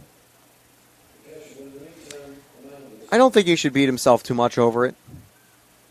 He was able to get through an inning, and all he needed to do is just try to keep getting through innings. And obviously with the weather, it could definitely make it hard. There's a lot of factors that come into it. Maybe restricting his movement. Gonzalez. We're going to take a quick break. Being a champion takes more than skill, more than endless drills, more than using your head. Being a champion takes the heart to give it your all, the agility to thrive from any angle, and the relentless drive to be the best. Welcome to Division II, where the pursuit is yours to create, and the question isn't, can you do it? It's, will you?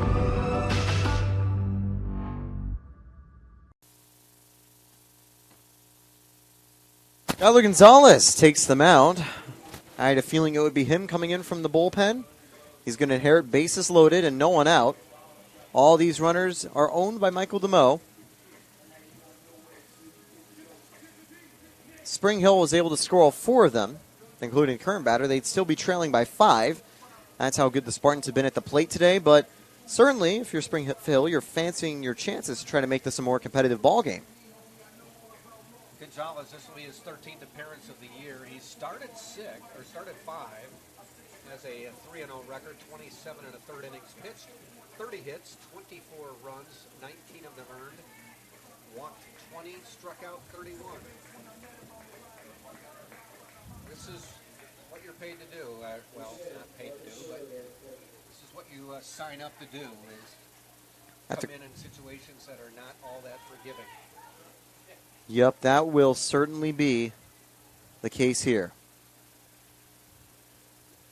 Swing, I think he went around, but no, they're going to say he held up. Ball 1. No strikes. That's all you got to do, just locate the zone. Then when there's 2 strikes, try to tease out of the zone. He'll locate that one for strike 1. Might have been helped a little by Danny Gutcher.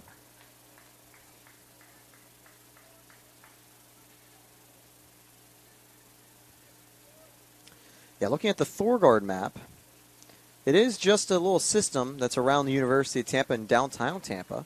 This count goes 2-1.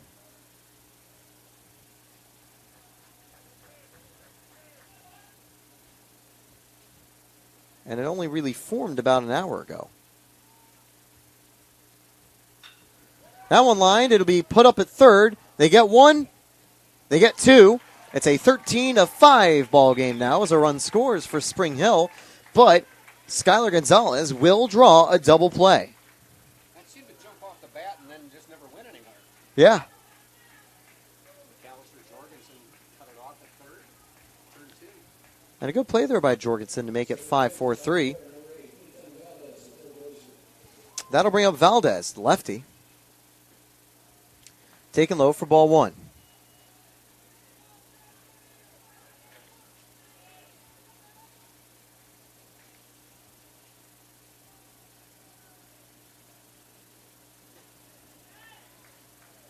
Two and 0.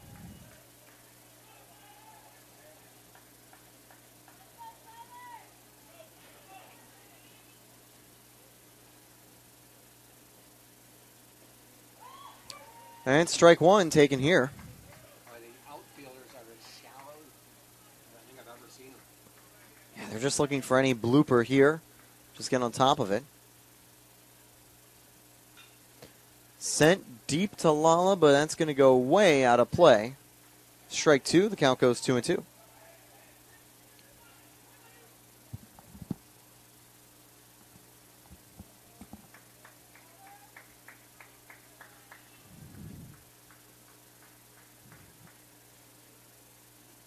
Strike three, and Gonzalez gets him looking. Spring Hill gets on the scoreboard. They'll be happy to score 5 runs in the bottom of the 6th. However, Tampa put himself in a position where they could afford a costly inning like this. They lead 13-5 as we enter the top of the 7th. Champions know how to seize opportunities.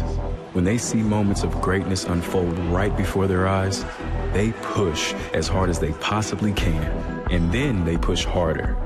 Because the heart of a champion never settles, never quits, and never stops giving its all.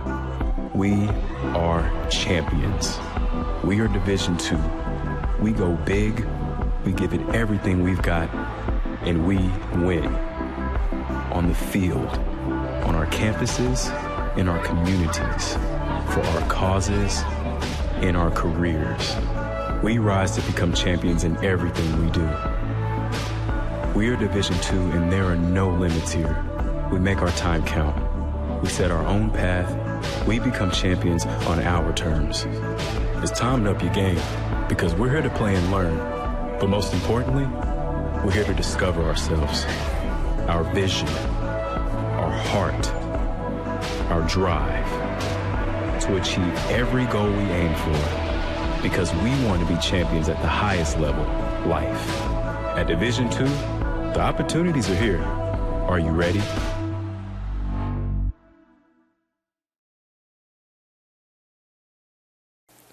You're watching the Sunshine State Conference Digital Network. I'm Taylor Storthy, and I'm passing it back over to Jack Ike for the top of the 7th.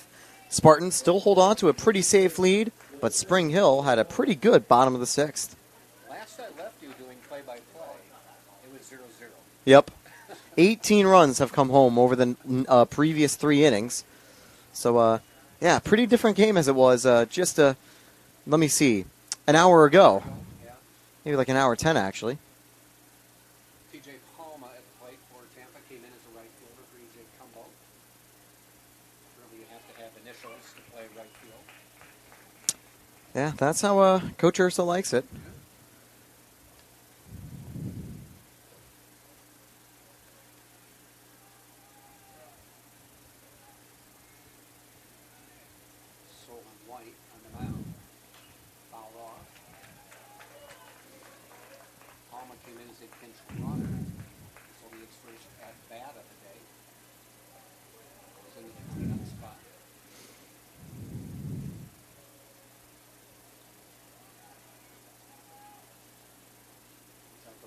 Done again for now. For now is unfortunately the right terminology. We never know when another system will spawn.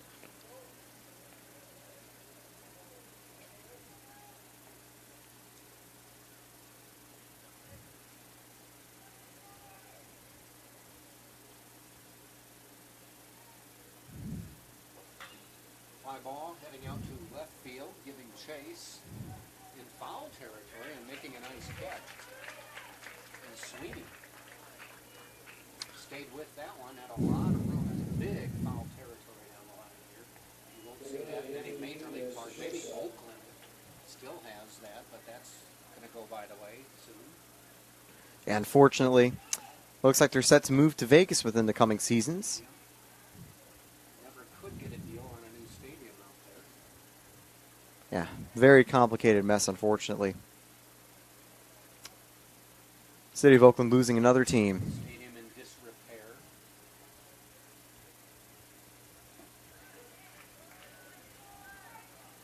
Anthony Nunez now shortstop at the plate.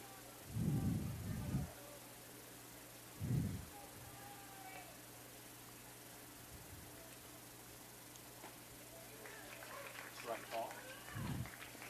By the way, I'll give a quick update from our other South Regional. I did find the scoreline. Earlier at 11 a.m. today, West Florida defeated Montevallo 3-0. They will move on to face Berry in the regional final. Berry has the first game advantage. So Berry unbeaten in the double elimination? Yep, Berry defeated West Florida on Friday at 6:30 p.m. And West Florida was able to win in the losers bracket against Montevallo.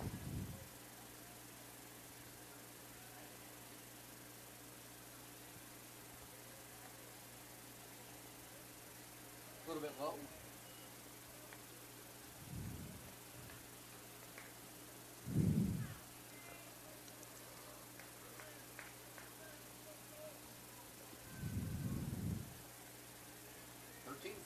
Tampa up. Ground ball heading out towards second base. And one out. Anderson and McClure for 3, one down. And Marcus Lyons coming into play.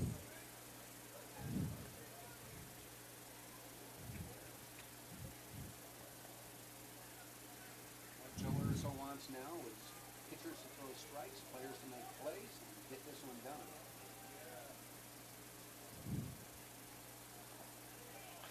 Strike call.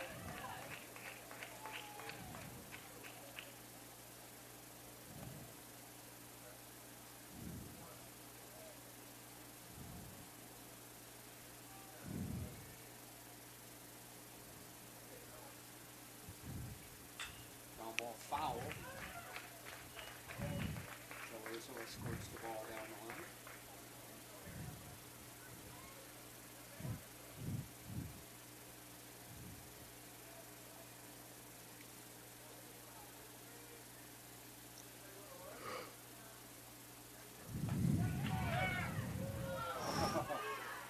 Checks. I don't even think he offered. Yeah, he didn't. But it was close, but outside.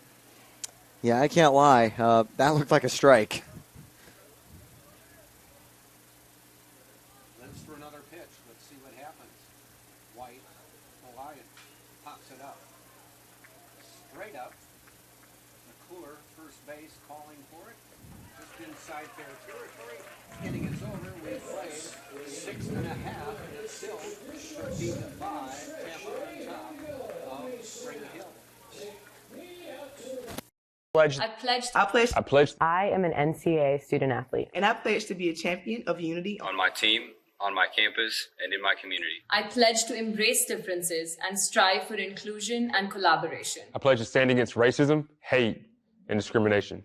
I pledge to strive for love, care, and forgiveness. I pledge to stand against silence, deceit, and obscurity. I pledge to strive for dialogue, truth, and understanding.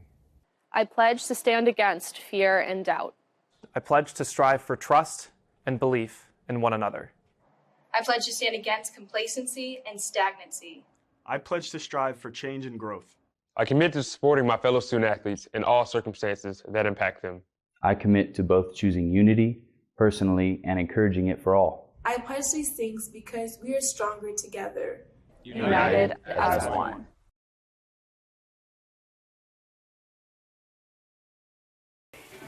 Bottom of the 7th, 13-5 Tampa on top. It will be 2-3-4 Ragona, McClure Williams. Spring Hill slicing into the Spartan lead, though it's still an 8-run lead for Tampa. Sunbathed field again, though we look off to the left, the northeast of here, and it's dark, but that seems to be the way the weather is moving away from us. I'd certainly rather it moving away than towards us, for sure. Scarlett Gonzalez on the mound for Tampa. Pitched a full inning. Say shout out to Turf Field because it's a reason that we've kept going. Yep. If it was standard dirt, it probably would have gotten way too muddy to continue. First pitch, swing and a miss by Ragona. Pop up, fly out, walk. And now 1-1.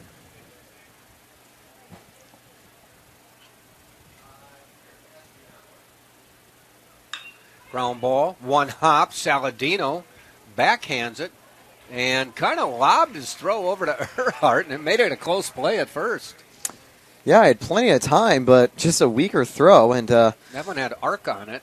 Yeah, if Ragona was just maybe a step faster, he actually beats that out, and that would kind of be embarrassing for Saladino.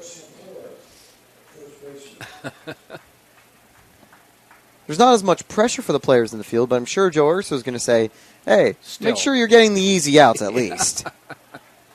If you're going to dilly-dally, do it at the plate. That's as we don't need any more runs right now. Let's not help them out. We do need the outs.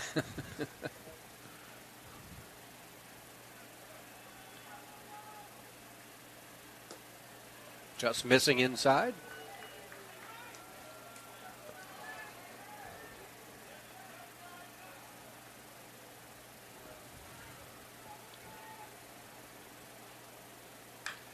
tapped. Does it go foul? Yes.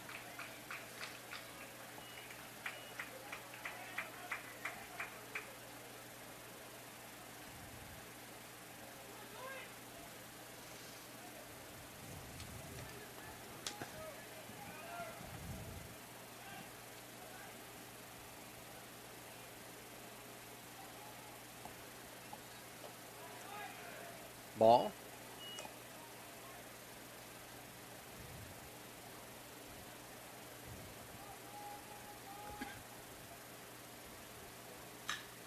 Fly ball out toward Lala, backs up a little bit near the warning track, makes the catch. Makes a routine warning track ball. It also gets to pose in front of the UT sign for a second. One of the photographers down at the field might have been able to get a very cool picture there. That's a play Lala, I think, could probably do in his sleep most games. Yeah.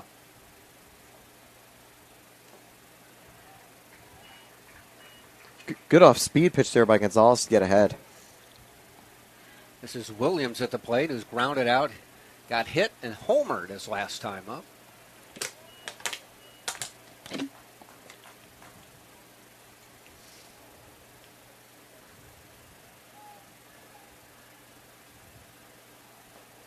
Curveball brings it in for the strike.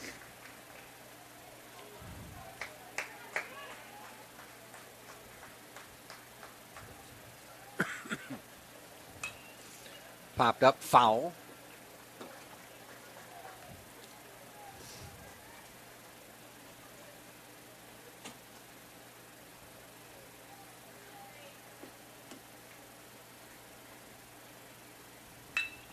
Ground ball up the middle. Nunez had him played behind the bag, but couldn't make the play. That'll be an E. Yeah, a weird hop there, and that'll be the first error of the game for the Spartans. Just kind of unlucky there for Nunez. Maybe he wasn't ready for that type of bounce. When he played at third base, even when he's shifting all the way over, he's not that far to the right. One of the differences between third and short, third base is a reaction base. You just move and make the play. Shortstop, you oftentimes have time to plan your play. Right. Yeah, middle infield, you need to have a little more reactions, and it is more of a split decision type of thing. Well, some of the harder positions to play in the infield. Sweeney to the plate, pops it up, foul, out of play.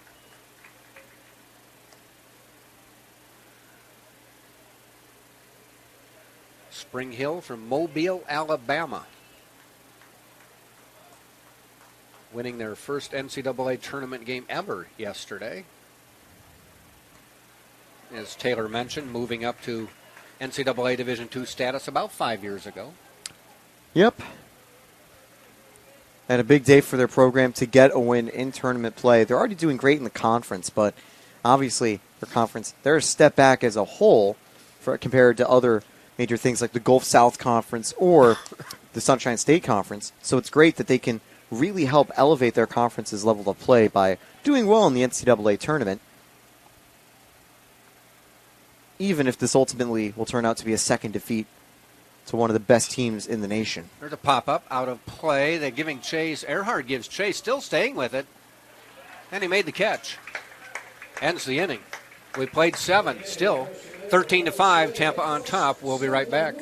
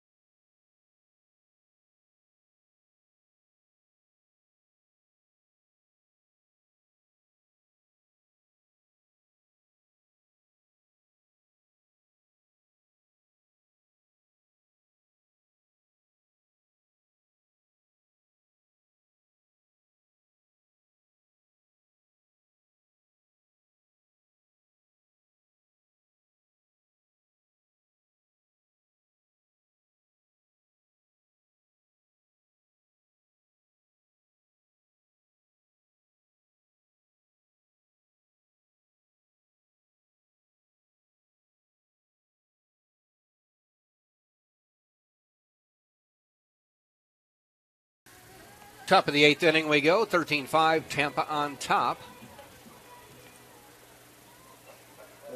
Danny Gutcher will lead off for Tampa, coming in as a defensive replacement.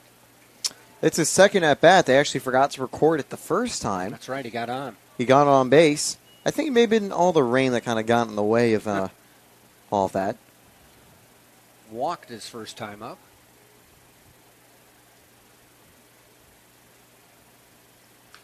Taps it foul. It's always why I like to always do sometimes the paper scorecards when I'm doing games with MPB streams, because you're in control. You get to kind of see those little things that if they're missed by the stats people, you can immediately remember it, because if, say, the game continued a long time, we may have forgotten about that Gutcher walk.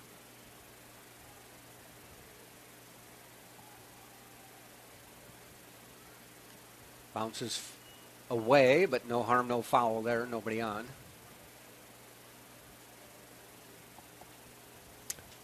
Seventh was the first scoreless inning for either team since the third, and that is definitely not a coincidence.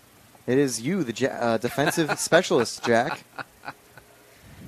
So this game will end 13-5, huh? At this rate, it looks pretty likely, but also we may be able to jinx it if we bring that up again.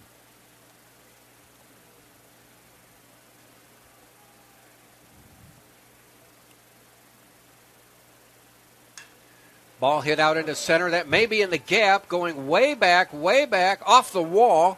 Gutcher will cruise into second, and he's got to stand up. No, he slides in for a double. Good job by Rigona to get to it. He actually made that a somewhat close play at second. Gutcher had to turn it into a slide, although Anderson wasn't able to pick up the throw cleanly enough. Again, it was well played off the wall. Now we're seeing Spring Hill's defensive strengths highlight more. They had a couple errors, a really rough game one against Tampa, but I think they've gotten used to the turf and how it works, and now they're showing why they were one of the better defensive teams, most double plays in the nation. That should, well, will it bring a run in? They're sending him in. Gutcher. And they're going to concede the run, and it'll be 14-5. Solid base hit by Saladino there. Yeah, that's his second of the ball game, and he also gets his second RBI of the ball game. And Jose Cadenas to the plate, the number 9 hitter. I said with the damp field, it'd be interesting to see a bunt. Well, we've got a runner on first. We've got no one out. You know, an inning ago, I'd have said you don't bunt, unwritten baseball rule with a 13-0 lead, but 14-5, that's a little different scenario.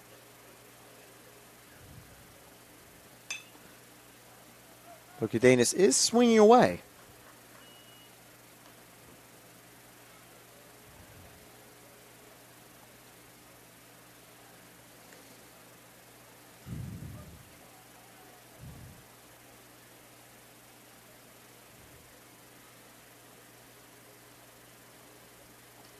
And it might have hit him. Did they say he made an effort to get out of the way? Or what? Or did it hit the bat? That's, I think, what they're calling it, that it hit the bat for ball, or strike one. I mean, there was definite thud. Yeah. So I think it must have hit off the edge of the bat. Hit the bat. But kind of deadened at that point. 1-1.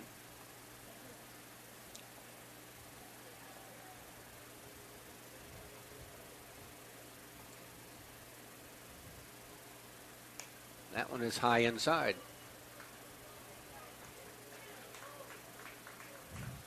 There's some activity over in Spring Hill's bullpen. They don't mind, I think, rolling with Solon White for a bit longer, but they could make the change. Ball down the right field line into the Spring Hill bullpen. Out of play.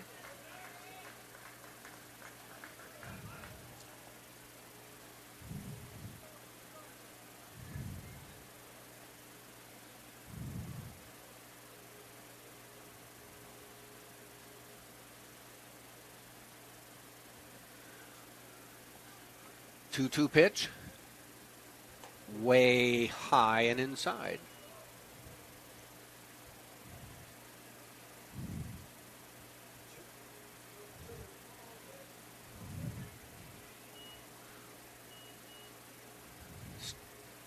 come back to 2-2, not 3-2, so 2-2 pitch.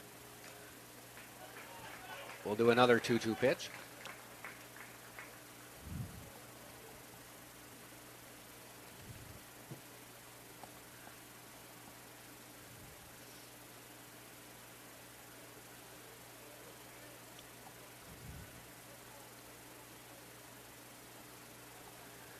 Two-two pitch from Solon White to Cadenas.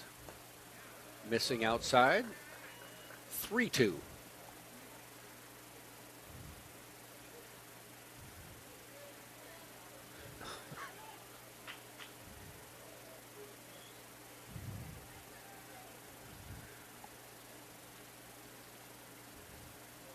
Popped up.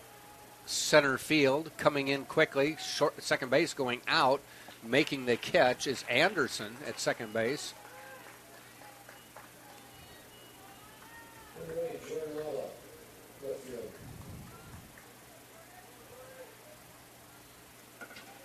First out of the inning.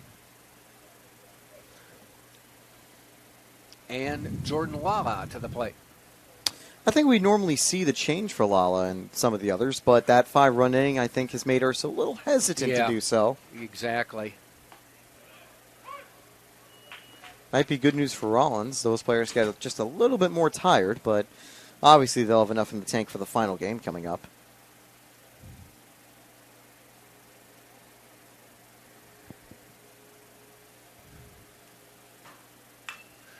Golfs it down the line. That'll be a base hit.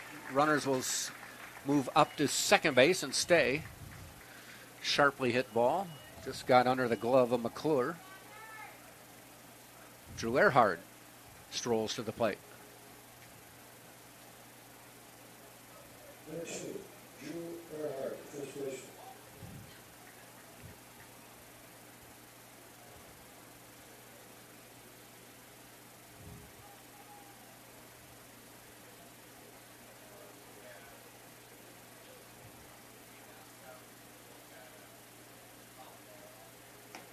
First pitch a little bit low.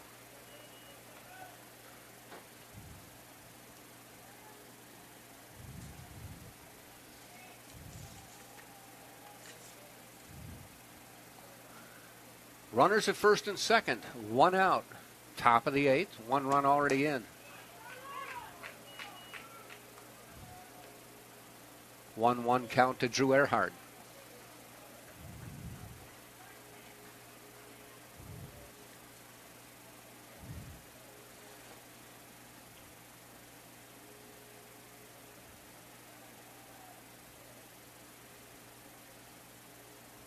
Ground ball out to short. Fielded quickly. And they get the double play. So a 6-4-3 to end the inning. We'll go to the bottom of the eighth. Tampa did pick up one. Makes it 14-5. We'll be back for the bottom of the eighth on TampaSpartans.tv.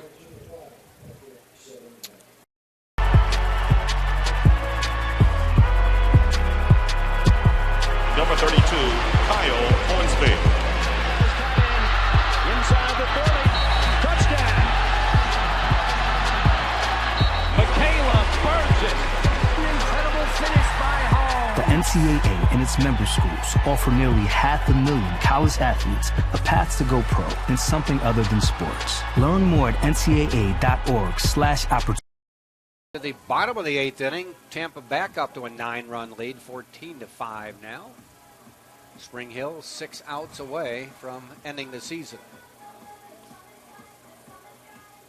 Or having its season ended, I should say. Skyro Gonzalez back on the mound. Gonzalez has been pretty good. He's faced 6, he's retired 6. And he's also got a strikeout alongside it. Strike call.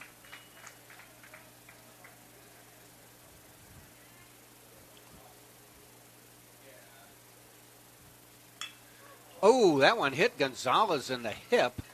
Couldn't find the ball. He tried to get the glove up there, hit him in the hip. They're going to trot out and see what he feels like here.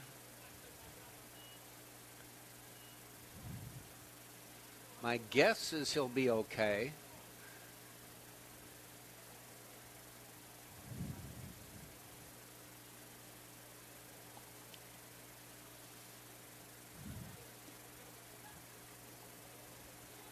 Trainer out there, both Joe and Sam out there.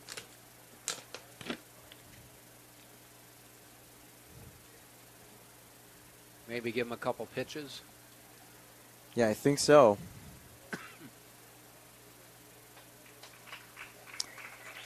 Staying in, but I think they're going to let him throw a couple. That would have been I think it would have been his left hip based on the way he turned. So you think it might have been his right hip that it would have ricocheted off of. So he's going to be, since he faces over to the right, once he completes the motion.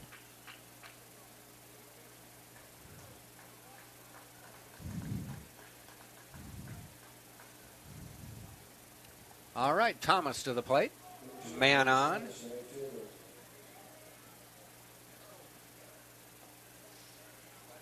That would be a base hit. Yeah. Scored a single to pitcher, and, well, it certainly went to the pitcher. The good news is Gonzalez okay. That is definitely a hard shot to take. Instead of a hit by pitch, that was a hit by batter. That's when the batter wants revenge for getting hit by a pitch.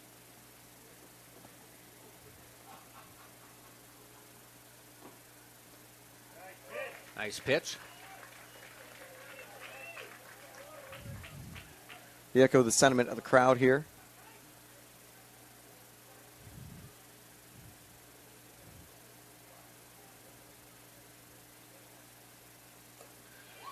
And tapped into the mitt for a strikeout. So Gonzalez not showing any effects.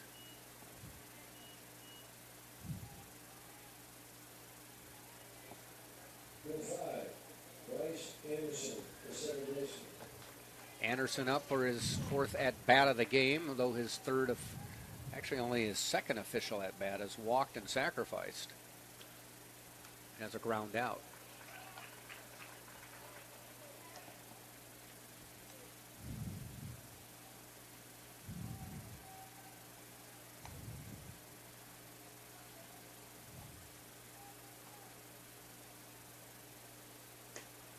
So turn two, get out of the inning. Let's head to the ninth. It's probably what he's going to look for. Imagine he's probably going to want to try to get low and maybe inside, or just a pitch inside that's going to be a weak grounder over to maybe Jorgensen, or trying to get something maybe chopped up the middle. Look good. Called strike.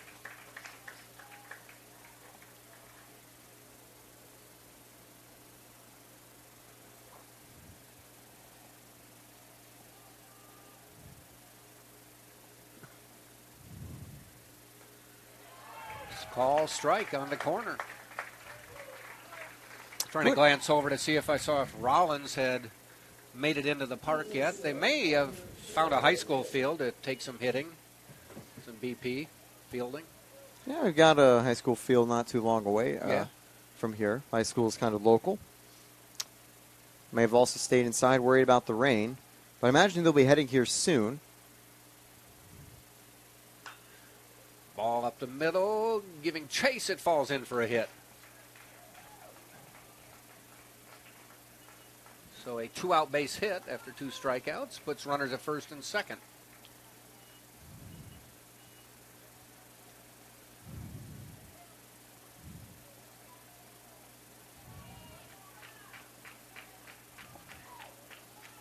We'll go back to the top of the order with Valdez to the plate. 1-for-4 day going. Looks like a pinch runner coming in. Caleb Edmond.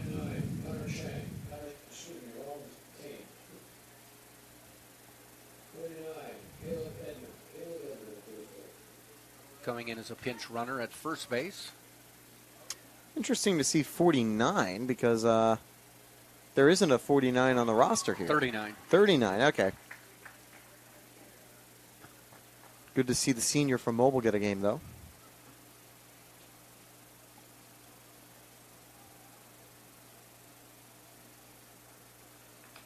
Ground ball foul off the leg of Valdez. He's in the hole 0-2 with 2 out.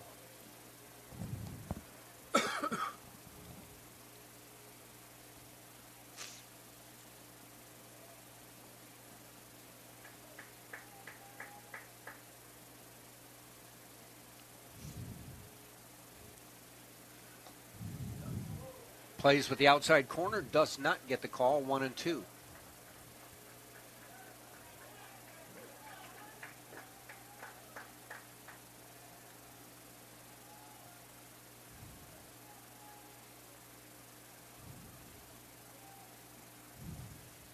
That one slipped out of his hands, 2-2.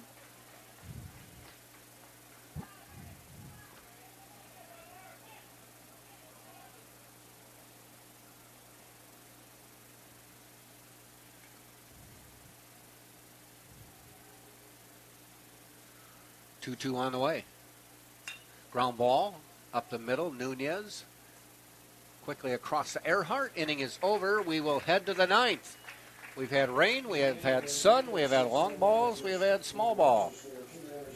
We head to the top of the 9th with Tampa on top, 14-5 on TampaSpartans.tv. For college sports. There's light at the end of the tunnel. A return to normal, and all we love about sports. You've instilled resilience, focus, and selflessness in us. We've put those lessons to work. We've found strength and unity in each other. You continue to take us places we never imagined. You bring out the best in us. So when we look forward, we see the light at the end of the tunnel. We see a better world for all of us and for college sports. We're in the final inning, we think, of a 14-5 baseball game. Tampa on top. Winner moves on to play in about an hour. Loser's season ends. Tampa leads 14-5. There was no score through 3 innings. And then the next 3 innings, there were 18 runs scored. Taylor used every alliterative word he could find for runners scoring there. Yeah, just a lot, and even more offense. And finally, it looks like Rollins is actually going to start to arrive here for the game. They're playing at what should be 5 p.m., but, of course, this game has had some weather, had some long innings. I wouldn't be surprised if maybe it got pushed to 5:10 or 15. They want to give them more than enough time to stretch out. Yeah, there's probably some official time between games of an NCAA, probably 1 hour. 1 hour, I think, would make sense, although I wouldn't say it's impossible to go through field prep that has to be done like you would with a dirt field. Yeah, and especially since it's already been able to filter out a lot of the water. Yeah, let's rake it a little bit. McAllister Jorgensen up. Looks at one, just backs away a little bit. He struck out his first time up, coming in as a defensive replacement for E.J. Cumbo.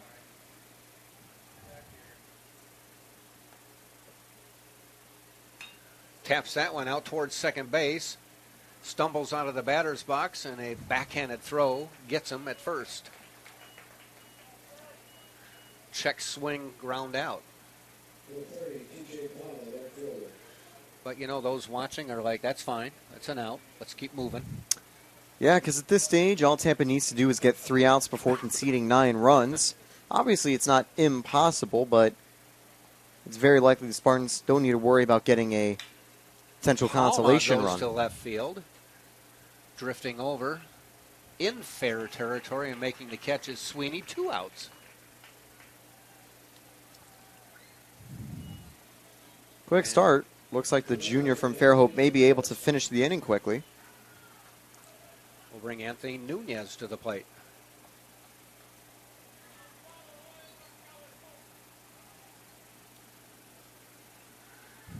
Homered is a lefty. Doubled is a righty. Singled in between there, and I don't know which way he was batting on that one. Ground ball. And he may be able to beat this out. A toss. They got him. So a quick inning. We'll head to the bottom of the 9th. Last chance for the Spring Hill Badgers. Tampa on top, 14-5.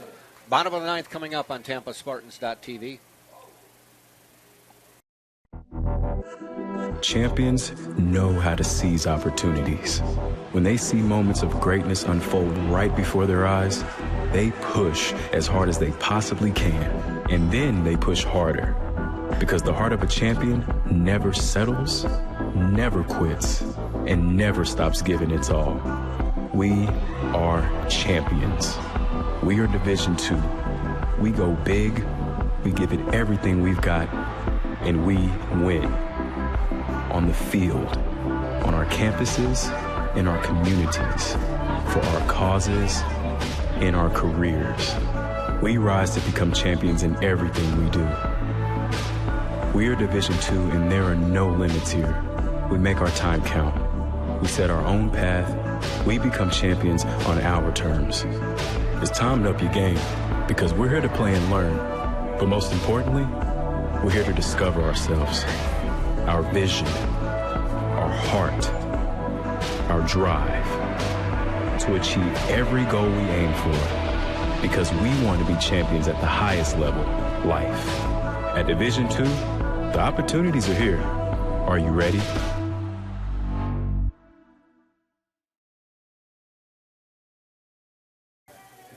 Last chance for the Spring Hill Badgers. They trail 14-5, bottom of the ninth against the Tampa Spartans.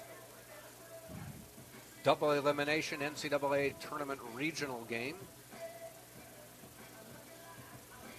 Winner will advance to a game in about an hour against Rollins College. And that is potentially an elimination game as well. This one is definitely an elimination game.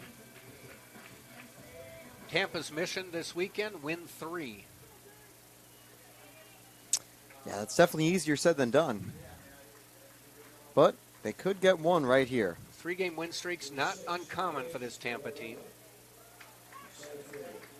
I mean, they got one last year. Same thing where they had to face Valdosta in the elimination bracket, and then they defeated Nova Southeastern twice in instant classics. Gage Rigona at the plate. Officially 0 for 3. Ball high outside. Skylar Gonzalez in inning number 4. Pitched well. Took a shot off the hip last inning. Nice pitch. 1 down. 4 strikeouts of the 11 batters, or 12 batters now he's faced.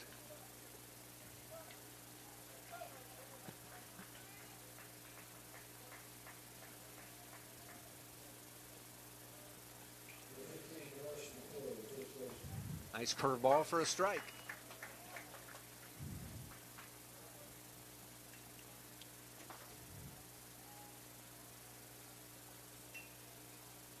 Ground ball, base hit.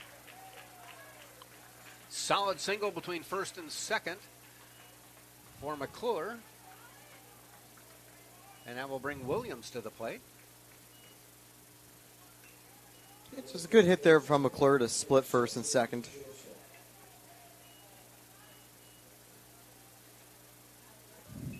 Williams at the plate now got Spring Hill on the board with a 3-run homer back in the 6th. Part of a 5-run 6th inning.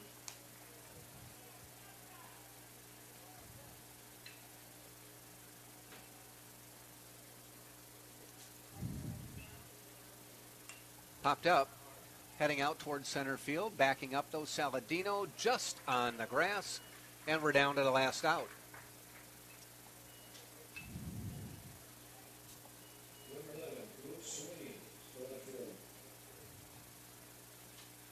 Last hope is Luke Sweeney. He's had a good day today, 2 for 4. A couple singles. Looks at one outside.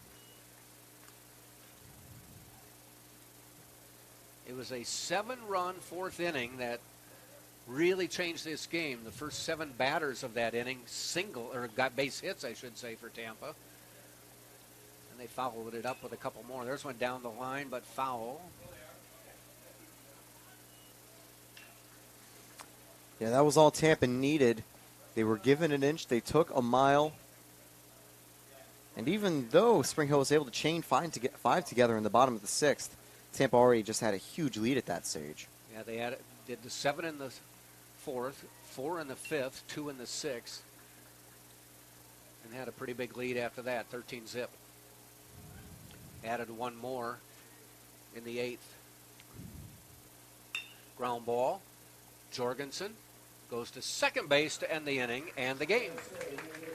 So the Tampa Spartans pick up the win and will live to play another game. Tampa, 14 runs, 19 hits, 1 error. And they pick up their 42nd win of the season. Spring Hill will end the season as they finish the game with 5 runs, 9 hits, 1 error. They will end the season at 33 and 23, and Tampa will get ready to play Rollins. An elimination game for Tampa, a chance to play another day or end the regional with a victory if Rollins could win that game. We will have that game coming up at about 5. We haven't been told it will be delayed as this one got over right at 4 o'clock.